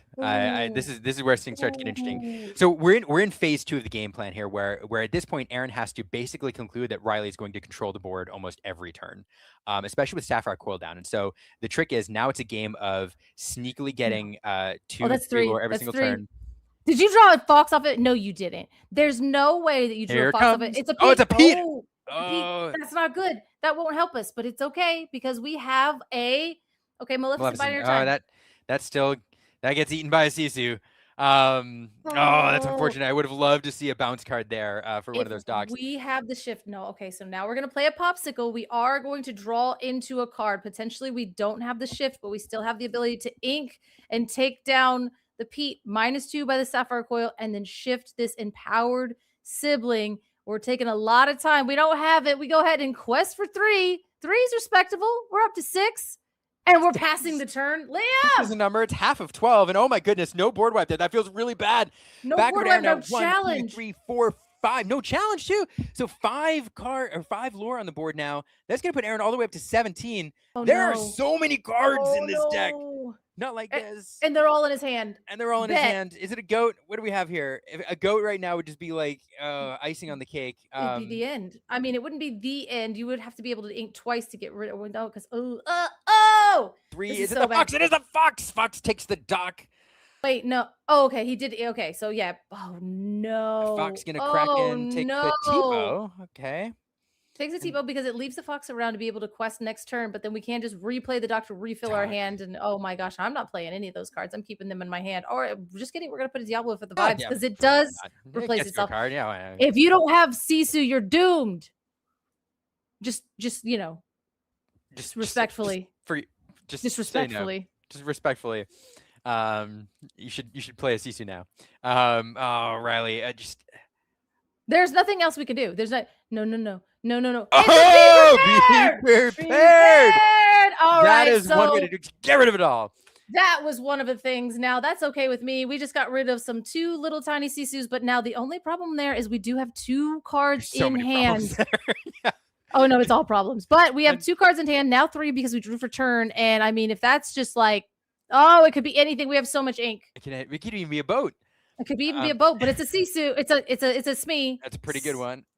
And it's a snake to bounce the Smee and then put the Smee. Oh, that's a weird little snake dance okay, we yeah. just did. So You gotta we get- play yeah. the Smee and then we bounce the Smee with the snake to then establish the thing. That is 2. So you'd have to ink twice to be able to get both of those characters, but we are going to ink and brawl.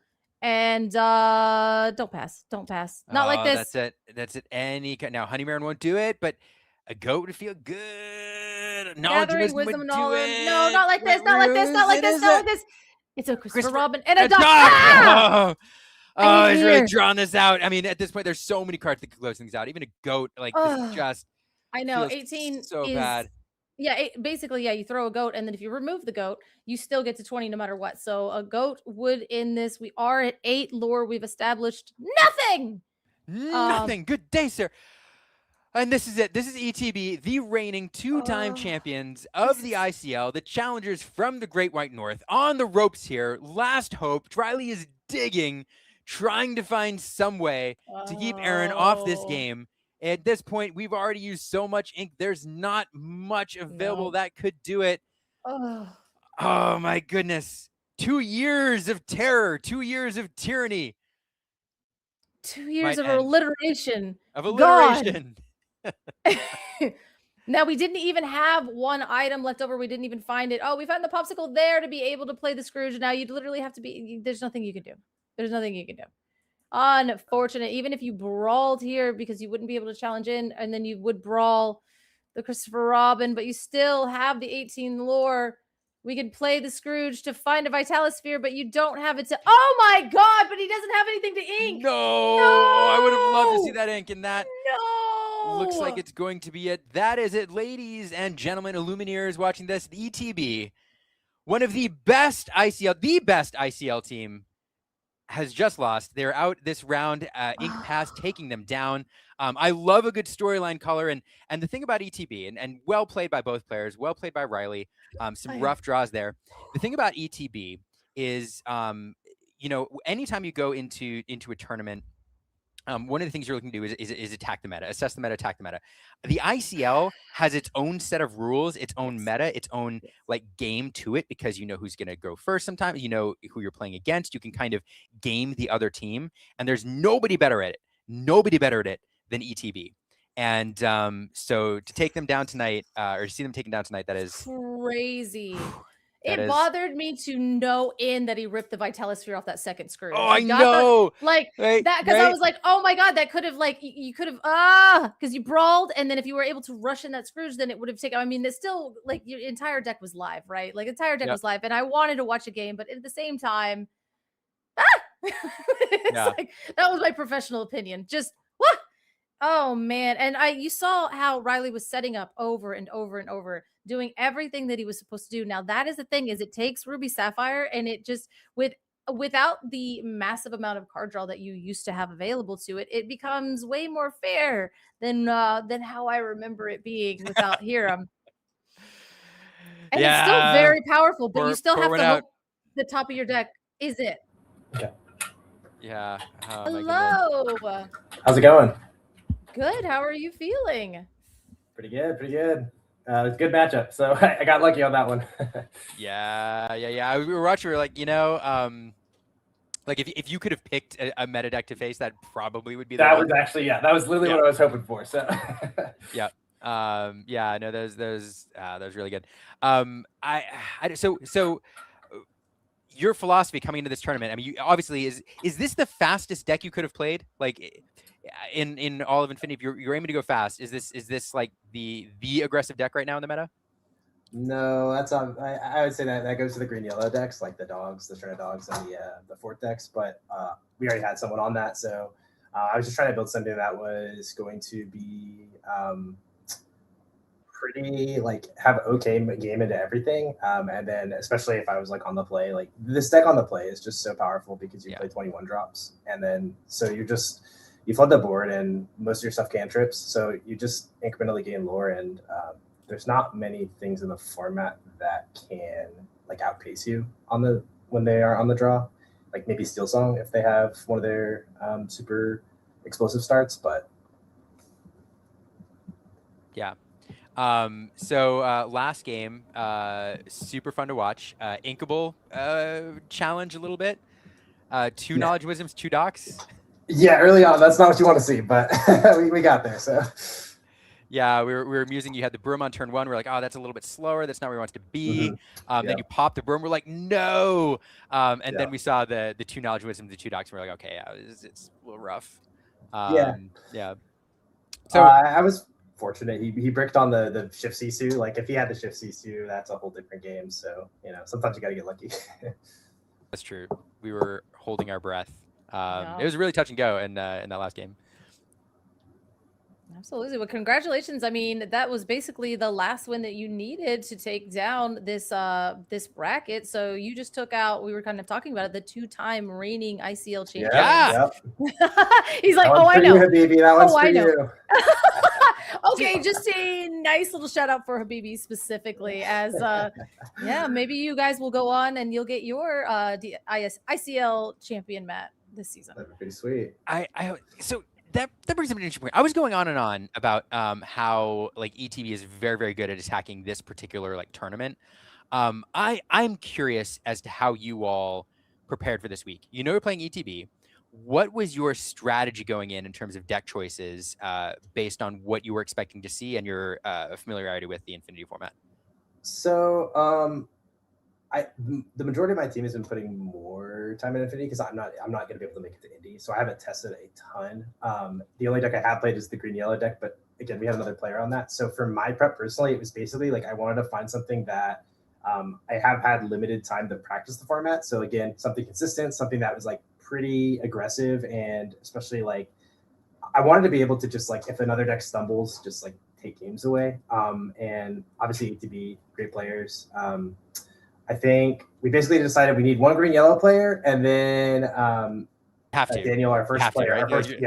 Daniel, our first player, played his like longtime pet deck. He's a really, really good red blue player, and so he's like excited to play that again. So of course he's been jamming that. And so and then for me again, like I historically have played a lot of Steel Song, but I don't think Steel Song is super well positioned into a lot of the meta right now. Again, it is like it can have the games, like the explosive games, but it to me feels like it's just like a step below some of the other strategies. So I just felt like this was like a choice that again, not many people are going to be prepared for. Like, I don't think. I imagine they haven't really like put a lot of reps into this because no one's really playing purple steel, specifically like this more burn oriented build. So yeah, I thought it would be like a nice little kind of off meta choice. A nice little gotcha, but Yeah, exactly. You're like, how do I play a deck that has a really high chance of winning, especially if I hit a control matchup that also says, I don't care what you're doing. Yep, exactly. We have to interact. No, not Infinity. Yeah, no interaction. Yeah, exactly. Yeah. Go fast. I'm just gonna do my thing and catch me if you can. Yeah. So no, I mean, and you navigated that really well. Like Liam was saying, you were kind of just like giga-bricked at that one point, and you even started off a little bit slower, like with the broom, as opposed to like a 2-quester or something in that last matchup, but you're still able to like squeak that. There was a point where basically you had enough ink to ink and play 3 Gathering and Wisdom and Knowledges in the first game, and I made a joke that you were going to do that, and then you played 2, and I was like, okay, all right, like, we gotta watch this deck. And then you did it again, and I was like, oh god. Yeah. So horrifying, but well played. Yeah, thank you. Yeah. It was a ton of fun. I'm honestly, that Maleficent came down on turn 1, like game 1, and I was like, "What is this? 2003?" Like it was. Exactly. What do we call that? I was like, she's been biding her time since set 1, and now she's here. Now and I was she's like, here, oh, waiting man. for her moment. I was also saying that was a $14 card back in the day. Absolutely nuts. I remember. I know I may have paid a lot for 1 or 2. Yeah. How many uninkables is the deck running? 16. That's a nice little throwback to days of old, playing that many uninkables in a deck. But yeah, well played. Do you have any shout outs or anything like that you would like to do? I mean, you could just shout really loud that you just beat the reigning champions. You could say that a few more times if you wanted. Nah, I don't want to gloat. I don't want to gloat. No, I shout out my team. They're great players, great people. I've been fortunate enough to test with them, play with them. We kind of try and support our local scene, similar to what ETB does. So I definitely resonate with what they do. Thanks for having me. Awesome. Thanks for the awesome games. Thanks for the fun deck. Really enjoyed seeing it. Well, what do you? So you're not going to Indy. What do you have coming up next? That's a great question. So I'm for sure playing in the LCQ. I don't know what between now and then might come up, but that's the next thing I have like planned and travel schedule and stuff like that. So I've gotten close-ish this season. I'm top cutting a couple CCQs, but like just falling short. So hoping to make it to continentals. That's the goal. That's the goal for a lot of us. Well, we're certainly on to the next round of the ICL. So at least there is that, and you could take that down and earn that trophy at the very least. So yeah, congrats on a great performance, and can't wait to see what you do next round. Awesome. Thank you. All right. Yes, we're doing it. Whoa! We're doing it. Saddlefield and Beefcake? Yeah. My goodness. This is game 1, and there's a Kita on the board. I'm so excited. Okay, let's see. I can't see what's going on through the arms over there. I got it. I was like, I got it. Don't worry. Under the Sea, we got Sapphire Coils in the bin. We also have Scuttles. We also have Ink Geysers. Oh my God. We've got Vision of the Future. We have the Kita on the board. We also have 2 Fishbone Quills. Okay, that's Beefcake over there. Oh my God, it's a mirror with an Archimedes. And he's playing a Grandma Tala? What are we doing? Okay, hold on. He's inking so much. He could literally ink 2 more times, and then he could gain literally, I think it's only like 4. It's 1 lore per ink, right? With Grandma Tala, or is it 2 lore per ink? I don't remember. I'm like, I'm sorry. Liam was like, no, I'm sorry. I'm like half listening because I'm trying to like also like. No, you're good. You're good. State. We have a signed contract which says whichever time you sing a song, I may draw a card. We also have Oswald on the board. We have Archimedes. That's actually the most confusing one, but Archimedes does have to do with actions. Chat, help me out. We also have, that is okay, so we played a free Scrooge because we have an exerted guy, the Merlin, oh my God, Maurice's workshop. So Archimedes, when you play this character, you may banish a chosen item. Gross. During your turn, whenever an item is banished, you may draw a card and then choose and discard a card. Wild synergy coming in from that card. Now we ink. Okay, so we're inking that. So we're gaining. Is it 1 lore? Okay. All right, I'm caught up. How are you doing, Liam? Sort of. Kita is gonna sing. That Kita. Kita is gonna sing Under the Sea, so he gets rid of Oswald and the. Oh my gosh, our entire board is gone. There are 9 Get minutes him left in out this of here. round. Yeah, This no, is they're actually nuts. no, come on. Why is this timed? Let it be untimed. All right, so we are gonna keep the Scrooge because we do not have a Sapphire Coil because it looks like the Archimedes banished the Sapphire Coil as we see it over there in our discard from earlier. And we have enough ink to do Clarabelle to banish your Maurice's workshop, I believe, because the signed contract is funny. Oh, the Sapphire Coil does keep us a little more safe as we go ahead and get rid of that. How are we winning this game? Huh? They can't tie, right? Can they tie? They probably can tie. What does that do? You go a shootout, penalty kicks. What does that even mean? You just said words that don't make any sense. You just said words that don't make sense. Yeah, so I like you. I'm trying to figure out what the game plan is or what the script to end this thing is, other than just, straight up, board control, maybe a bend to my will or something. I was about to say Kita quest for 2, and Clarabelle, you can shift her quest for 2 as well. And then Grandma Tella also quests for 2. And every time you ink, which we have the 2 fishbone quills on there. So Beefcake has some really good ways of closing out the game next turn. But we see a fishbone quill coming down. That's but I mean, true. Hey, the Tala, yeah, the Tala is inevitable. Unless we can get rid of it, unless we can do some shenanigans on our own, which is probably why Beefcake went for the Sapphire Coil on the other side. All right. Yeah. Now I'm caught up. Is that it? Yeah. Oh, absolutely. There was not really much we could do. Like I said, if you can't, we got rid of the Sapphire Coil. There was literally nothing in these colors that could get rid of all of those characters. But Luke, what do you mean? This why is this timed? Is top 8 always timed?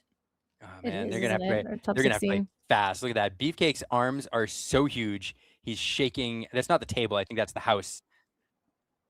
Yeah.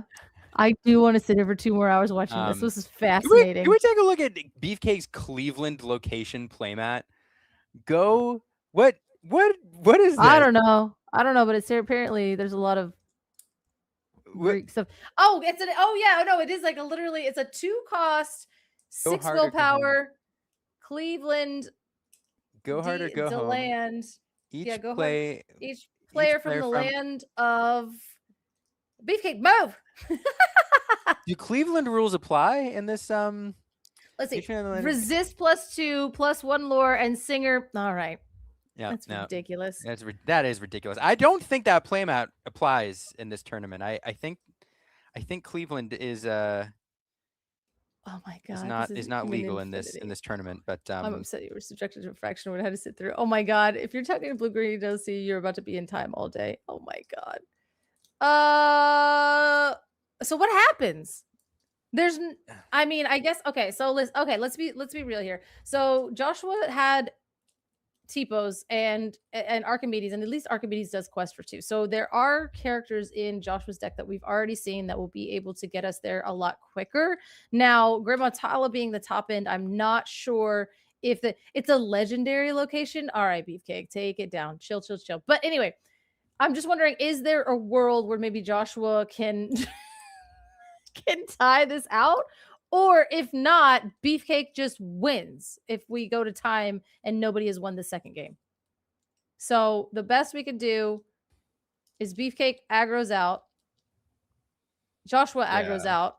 Okay, Bell is a really good start. So we'll play the Bell, draw a card, and then use the Bell to banish the Popsicle to play the Bell for free. If we don't do about the same thing, that Bell's going to run for 1,000. Yeah, this is the thing. These decks do not aggro well. These decks do not aggro well. Enigmatic or Hidden Inkcaster coming out there. What is making all the uninkables inkable. What is an inkwell? What's in the inkwell? That is a card. It was Emerald. We played a Hidden Inkcaster. Let's go. We do love to see that. That is not ramp, but that does make everything in our hand inkable, which is my favorite thing. But on Beefcake side, we will go ahead and play a Tipo, which is the perfect way to ink on. Is it Stegmutt? Oh my god. That's a big card. That's a big card. But inking a signed contract to play an exerted Fishbone Quill, because we're going to immediately exert and get our lore with our Bell as well. Everything is possible is on its side. So, I mean, lots of ramp, lots of ink, and only one character so far. Beefcake double ramping. Double ramping, trying to get up there. And yeah, I would love to talk eloquently about the lines like and what these decks are trying to do. I don't know what the ideal line is for either one of these decks. They're doing tricky things. Grandma Tom's running around down there. We want to see. Oh, we are going to exert. We're going to play the Clarabelle and get rid of the Fishbone Quill because I was about to see. I think we want to see an Oswald on Joshua's side, and that Fishbone Quill was going to get us double triggers a turn if we are able to continuously refill our hand. But we go ahead and play a Scrooge with 2. Oh God, we play a Scrooge for 4, but then we're able to find a Fishbone Quill, and we'll just quest with the bell. Yep, just Inking close it out. another sign card. Bell's Yeah. a 20-turn clock right now. Yeah. 17 turns left. Beefcake now establishing the Clarabelle. What is sudden death? I don't know what that is. We are going to go ahead and sing Strike a Good Match. You're going to go ahead and draw 2 cards, discarding a card. And hey, we hope it's a good card. But Beefcake has really done a lot of ramping here. We got rid of a card, whatever. It's another Clarabelle. Is it Heffalumps and Woozles? And then we also played a Vision of the Future to potentially look for a Clarabelle. That'd be pretty good. But Joshua's running low on card draw. Yeah, I was like, at first I was like, Beefcake looking for that Clarabelle shift, but yeah, especially with that Fishbone Quill in hand, there's not going to be a lot. It's going to be a low resource game, and we're taking a lot Beefcake just inking all the things. Fishbone Quill's rocking, and now back over to Josh. 2 minutes left. Again, I mean, we are at 3 lore to 0, but we are going to go ahead and ink because we are allowed to do that. But now we are going to go ahead and play the Stegmut, which is a card that I literally have no idea what it does, but it does get a card. Yeah, it gets a card reduction for something. Who's that? For the vibes, right? Yep, that's 7/7. When you play this character, you may put 3 item cards from your discard on the bottom of your deck in any order. If you do 3 damage to chosen character. Oh, goodbye, Tipo. Yep. But 7/7 with 2 lore, so big board presence there. Difficult to get rid of. Insane business there. And that's why we were able to play him. Okay, I understand. For each item in your discard, pay 1 less for this character. Okay, so that's why we did that. And then we were poking on that. And he was like, oh, hey, remember when you played that Clarabelle? That actually decided to help out my Stegmut and get him onto the board a lot faster. Now, that's going to be a ton of Sapphire Coils needed to get rid of that 7/7, as well as, you know, there's actually not a lot of really good ways to get. I mean, you're welcome him. Yep. For the vibes. Yep. But also for the win. As we are going to go ahead and exert the Fishbone Quill to ink another card because inking seems to be the name of the game. And we're just going to hard play that Clarabelle, light on our hooves. So hopefully establishing a few more characters onto the board here and get cards out of our hand as well. I think a little bit laggy. I think you got a couple cards off of that. So not nothing. Oswald coming out, going to hit that Sapphire Coil. And a Fishbone Quill for good measure. Oh, gosh. 1, 2, 3, 4. Yeah, Joshua got to move. I mean, got to move quick. All the way up to 8, but time is a ticking, and Beefcake moving fast here. Now, I mean, if this board continues to be the way that it is, it should be good. But unless we have Under the Sea in the hand, which would actually decimate. Now, we don't have. Okay, we're just going to go ahead and play a Muses now. That is something. If we go ahead and sing something here, we'll be able to bounce that Oswald back to your hand. But again, we can just go ahead and play him and ink and then still get the value. So you can't bounce the Stegmut and you don't have a coil. Not without coils. But you do keep the Oswald from gaining lore. And at this point, if we go 2 turns here, which we are likely... Oh, goodness gracious. It doesn't matter. Oswald's going to the bottom of the deck. If we do go to turns here, like that 2 lore off that Oswald is pretty huge. But not going to stick around. Do go ahead and... Okay. That was a super fun thing here. We went ahead and we sang Under the Sea, which got rid of the Oswald. Then we sang, then we bounced our Clarabelle with our Muses back to hand, used the Muses to get rid of the Sapphire Coil on the other side as well. And that was pretty devastating, I think, for Joshua there. Hopefully we can pull out something else coming up here in this next turn. Yeah, not ideal. Now, the timer is low. Sometimes the official timer is a little bit off from the timer that we're seeing. So we will be going to turns here shortly, though. Joshua, Under the Sea off the top. Yeah, and it's just... That's a There's Grammatala with the That fishbone feels quill. That is good. inevitable. It That does feels- feel pretty good. But Now, nobody has any cards in hand. I know that's what I was gonna say. I'm like, we have the Clarabelle, but Joshua had no cards in hand. Aware that Clarabelle's out there. Beefcake's gonna need to find a way to draw cards, and here just he's scooping up some lore because he got to. You got to at some point. And at this point, you'd rather have Stegmut crashing in than questing for 2. Popsicle coming out, followed by the Oswald. But you still just go ahead and quest because you know what? Hey, let's get our lore because again, we have that sneaky Scrooge over there that's getting us a ton of lore. This game is insane. We get the Oswald off the top. We'll be able to ink next turn, potentially get an item off of that. But it's a Ink Geyser off the top is so stupid. Ink Geyser, which is going to be able to take all of our cards out of our inkwell, and except for 3, and then have those exerted. And the game is literally. Are we scooping? Are we scooping? Oh, Josh. What? Oh,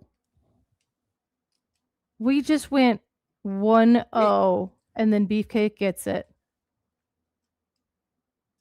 Oh, okay. We were in turns. Okay. Yeah. Oh, They were just playing very, very fast. Yeah, okay. they were. Okay. Yeah, we were in turns. I wasn't sure that we were in turns yet, but the thing is yeah. So wow, I haven't seen that since set 1, where you win game 1, and then you just don't get a game 2, and so you just win. It's the old Ruby Am special. Yeah. I hated that. I hated that too. I hated that. Ridiculous game. You know, it's funny when you're in those matches, and you go past 40 minutes. All of a sudden, both players realize, all right, this is it. Like we're in a 1 game. This is a best of 1 now.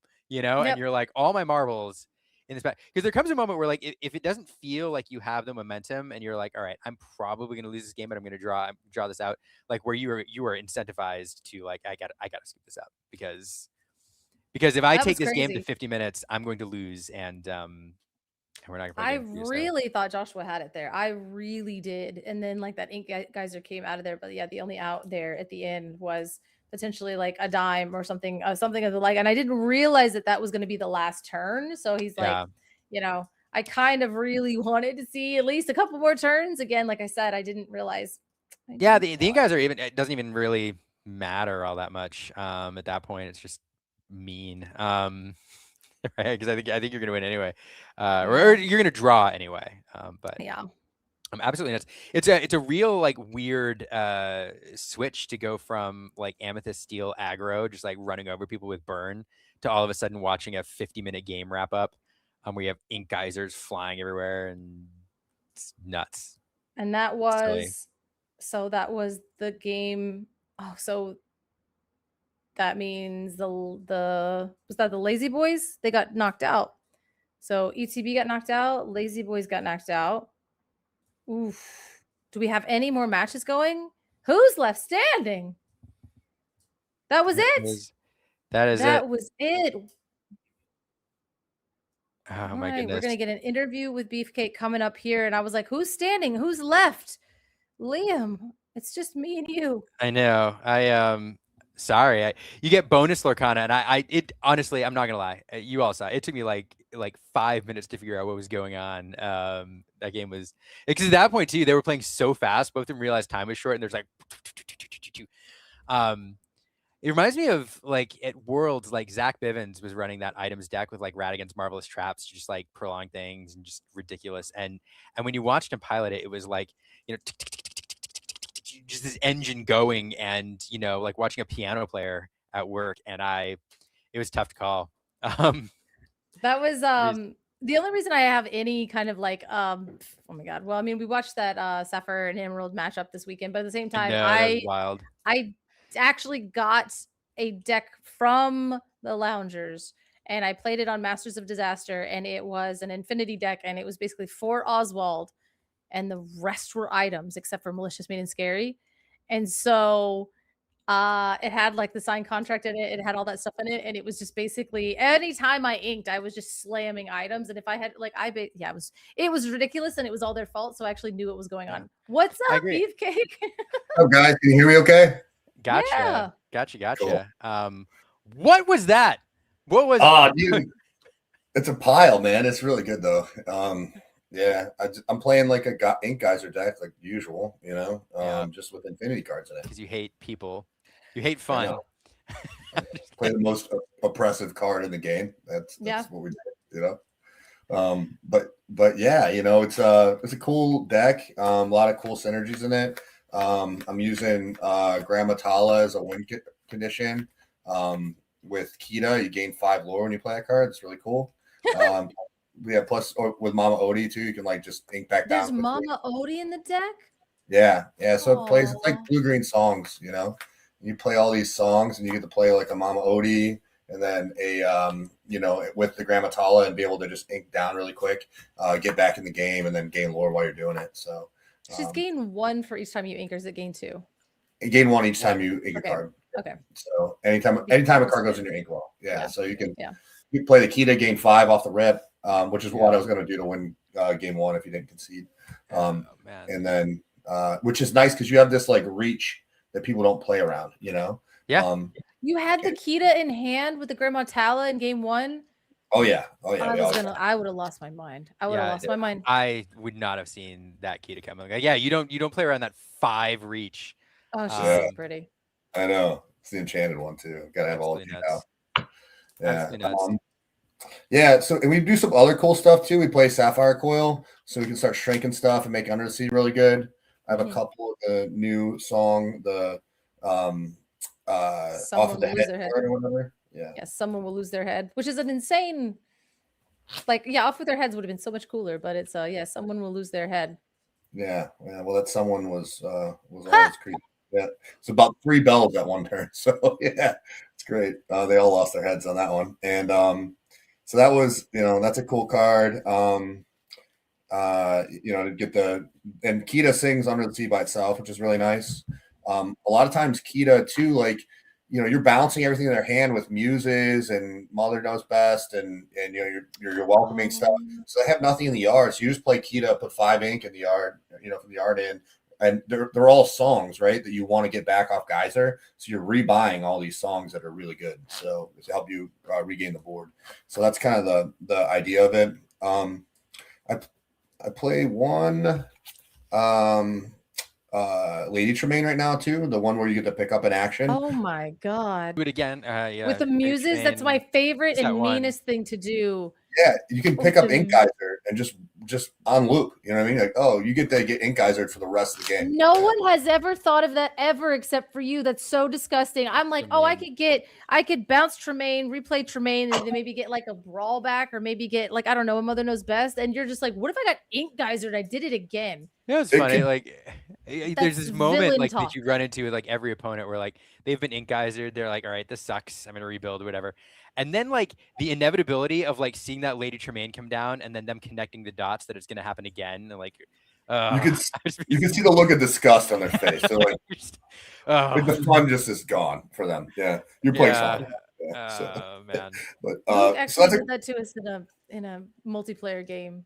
Well, you know what's cool too is with Coil in the deck, you can bounce anything. So I can I had a game online the other day where I played a Kita, right? I used the 5 ink to shrink my Kita, sang a song, bounced it, and played it again so I could get 10 lore in a turn off of the that was pretty busted. Is diabolical. Okay. Yeah. This deck is all the synergies. It's so cool. There's like so much fun stuff you can do with it. And so that's cool. You can, and even like muses, like in that game, I was bouncing like little Clarabells and just blowing stuff up, like it's cool, we saw that was a crazy. You sang the Under the Sea and then you bounced the Clarabelle with the muses to then take out the Sapphire Coil, which protected everything on your board for the rest of the game. So yeah. Oh, I have one other one of that's kind of cool is this guy. So you can pick this up right with the Tremaine, and then you can also play it and gain lore off of it. So you can put if you have a couple little things out and you just need 2 or 3 lore. Play the sucker with the Grandman play, and there's a quick 3 lore, boom. Also happens to be really good against the Snowflare deck, so it's nice. But this deck is awesome. Thanks for making this deck. I hate it. I know. Yeah, I was like, thanks. I hate it. You're never not going to time, but hey, I guess if you just no, send me. I'm gonna hit you up for this list though. For sure. Yeah, for sure. You know what's funny is I almost didn't play it because I was like, I should save this for Indy and not tell anybody, and then just ruin everybody's day. Can you finish a match in 50 minutes? That's a good question. Not against the blue-green deck mirror, I don't think. But if I'm playing against items, yeah. But if I play any other deck, I think it's fine. I'm either going to win fast or lose fast. But if it's a mirror, I hope that you don't hit that many mirrors in a row in Indy. So I do too. Oh man, just gotta win game one. That is set one villainry like that. Best of one. You go into every match just thinking you're playing a best of one, and there you go. And just drag that out. And you have the element of surprise, which is nice. The element Judge, my opponent's deck is slow playing. Like, no, your opponent's slow playing. No, his deck is slow playing. Yeah, it's not even trying to win. He's trying to make me quit. Yeah. Oh my god, that's exactly what it is. The win con is if your opponent scoops. That's actually. I think this Tipo 4 times. Yeah.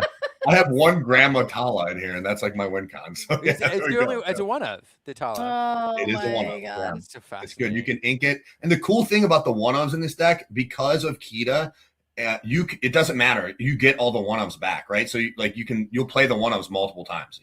So it's like, yeah, okay, it's a one of. I'll ink it later. I'll play, or maybe I play it. They kill it. I play the Kita. I put it in the well. I pick it back up off the geyser. I get the ink back down, play it, or whatever. I can bounce the Kita, play the Kita. All kinds of cool stuff you can do. Game actions. Yeah, lots of game actions. I love. This is the game that never ends. I love it. I love. I just have to say, like, we're talking about set one. We're talking about Infinity, and I have to say that I love that Disney Lorcana has gotten to a place where we can do this stuff. Like, I just think back even a couple years ago, like to the mechanics and stuff that we had, like set one, set two, like you could do some interesting things. And the fact that that you Beefcake can go and just like look at all the crazy stuff in these colors and cook up, like, I'm gonna pair the Kita with the Tala, and I'm gonna do this thing and build this engine. Like it's really cool. And I don't know, it's one of the reasons I'm excited for the Infinity format, to be quite honest. Yeah.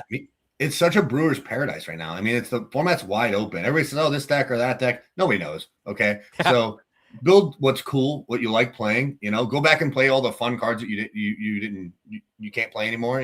Play your wheels and your your cool stuff, but come up with cool new interactions that maybe people haven't seen before with some of the new stuff too. That's what makes it fun. So I was all in on the blue steel until they ruined my party, but so now I had to. Now you did something like it started your villain arc. I was gonna say, well, I mean, now it just started your villain arc, right? Like now we have to watch Ink Geyser happen 6-7 times in one match. You did this to me. Yeah, I did. Yeah. You get to comment on that. You made me, yeah. You made me. Look what you made me do. Yeah. Oh God. I walked into my house. You took Fortisphere out of my shelf. Yeah. I'm gonna hold the villain convention or whatever, like in Despicable Me or whatever, for all the Ink Geyser players. Yep. Pretty much. Yep. All you guys automatic invites. Yeah, that's right. It's like people who run Armageddon and Commander and Magic. You just don't. Oh. Nobody likes land destruction. We don't do that. I was like, we don't do that. Nobody does that. And if you do, you're a bad person. But nobody likes land destruction. Beefcake was here to win, and land destruction is a viable strategy in a competitive format. So hats off for multiplying it more times than it should be. Yep, that's right. Yeah, do what I can for sure. So. But yeah, no, it's really cool. Really cool. Yeah, I'm gonna hit you up for this list. Pleasure watching you work. Any shout outs this evening before we say goodbye? Yeah. Oh yeah. Well, first off, I got to shout out the Blue Steel crew. The R&B chat, the secret chat, whatever you call it. The Blue Steel Co-land. The cult, whatever you want to call it. The group of people that really like these colors. Yeah. They're super into it. Yeah. That team is I don't even we're not really considered a team. We're just like we're like the Lost Boys or something like that. Probably the Island of Misfit Toys, something. But yeah, those guys are great. Just a bunch of Lost Boys. Yeah, that's right. If you put the emphasis on it on the right spot. That's right. Yeah, just a bunch of Lost Boys. That's right. So yeah, it's all good. They're all great. They help me cook some of the stuff up sometimes. So and they always listen to my shenanigans. They do hate the fact that I play Ink Geyser. I will admit that, but so they hate it as much as anybody. But shout out to them. Shout out to SideQuest Games, who sponsors me. They give me an awesome product every set and help pay for some of my travel and whatnot, which is great. Shout out to my awesome daughter, who is like my playtest partner all the time. BP Baby, yeah, she's great. And my lovely wife. So shout out to them. And then Yeah, shout out to Select Few, man. It was cool. They kind of asked me to be on their team late. And they needed a strong Infinity player, and that's what they got. So super. I love it. super I love it. Okay, no, I love that. That was cool. Yep. No. Yeah. Like they wanted the best, and so they asked me. That's what. Yeah, I was a free agent. Nobody picked me up. What the hell? I just wanted to play cards. That's it. Nice. Play I love to cards. hear it. I just want to gush all over this format. Play cards and Don't chew ever bubble say gum. that again. Yep. All over. Awesome. Yeah, Well, so. thank you so much for sharing that. Like, I mean, yeah, again, we watched dogs, we watched all this stuff, and then you brought this monstrosity. It was funny. Travis Servan was like, don't watch that game. You don't want to see what's happening. And everybody was like, no, we want to see what's happening. No, what are you talking about? It's like a car wreck. You can't not look. Yeah.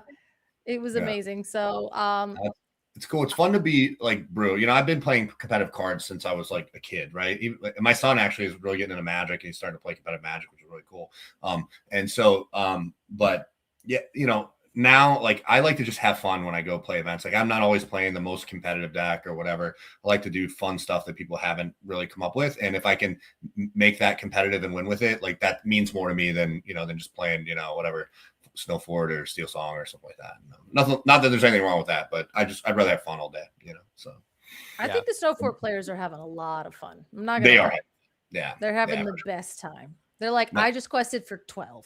That's what Beefy Baby's doing. She's doing that all day. Yeah. And she's really upsetting a few people on the internet. So I can tell you that she's had a few rage quits and stuff or whatever, Yeah, apparently if you go like Daisy, Snow Fort, it's real good. So she's done that a few times. Sounds foul. Yeah. So degenerate stuff too. So yeah, no, it's great, man. And thank you guys too for shout out to the awesome casting crew that always is on here, right? You guys should give yourselves a pat on the back for all the hard work you guys put in. It's always entertaining. Well, I love it. Please ignore when we get to your game because we both there were like 5 minutes of us going. Huh? I was like, wait, hold on. Is that Akina? I looked like Charlie Day from like Always Sunny, where it's like, okay, there's one in the discard, and then there's this, so it looks like he did this, and then that, and then wait, what is that? Yeah, so ignore that bit, but that was super fun to watch. So thank you so much for taking your time and hanging out with us. My pleasure. You guys are both great. So I'd love having it, and hopefully we got a few people scratching their heads watching that game. That'd be fun. So. Yep, you already did. Yep. No, but thanks for that. Thanks for being awesome, and thanks for being a fantastic ambassador for the game. Means a lot. Means a lot. Same. And I'll look forward to seeing you in Indy. If not, I'll be there for sure. So cool. See you there. All right. Thanks, guys. Yep. Bye.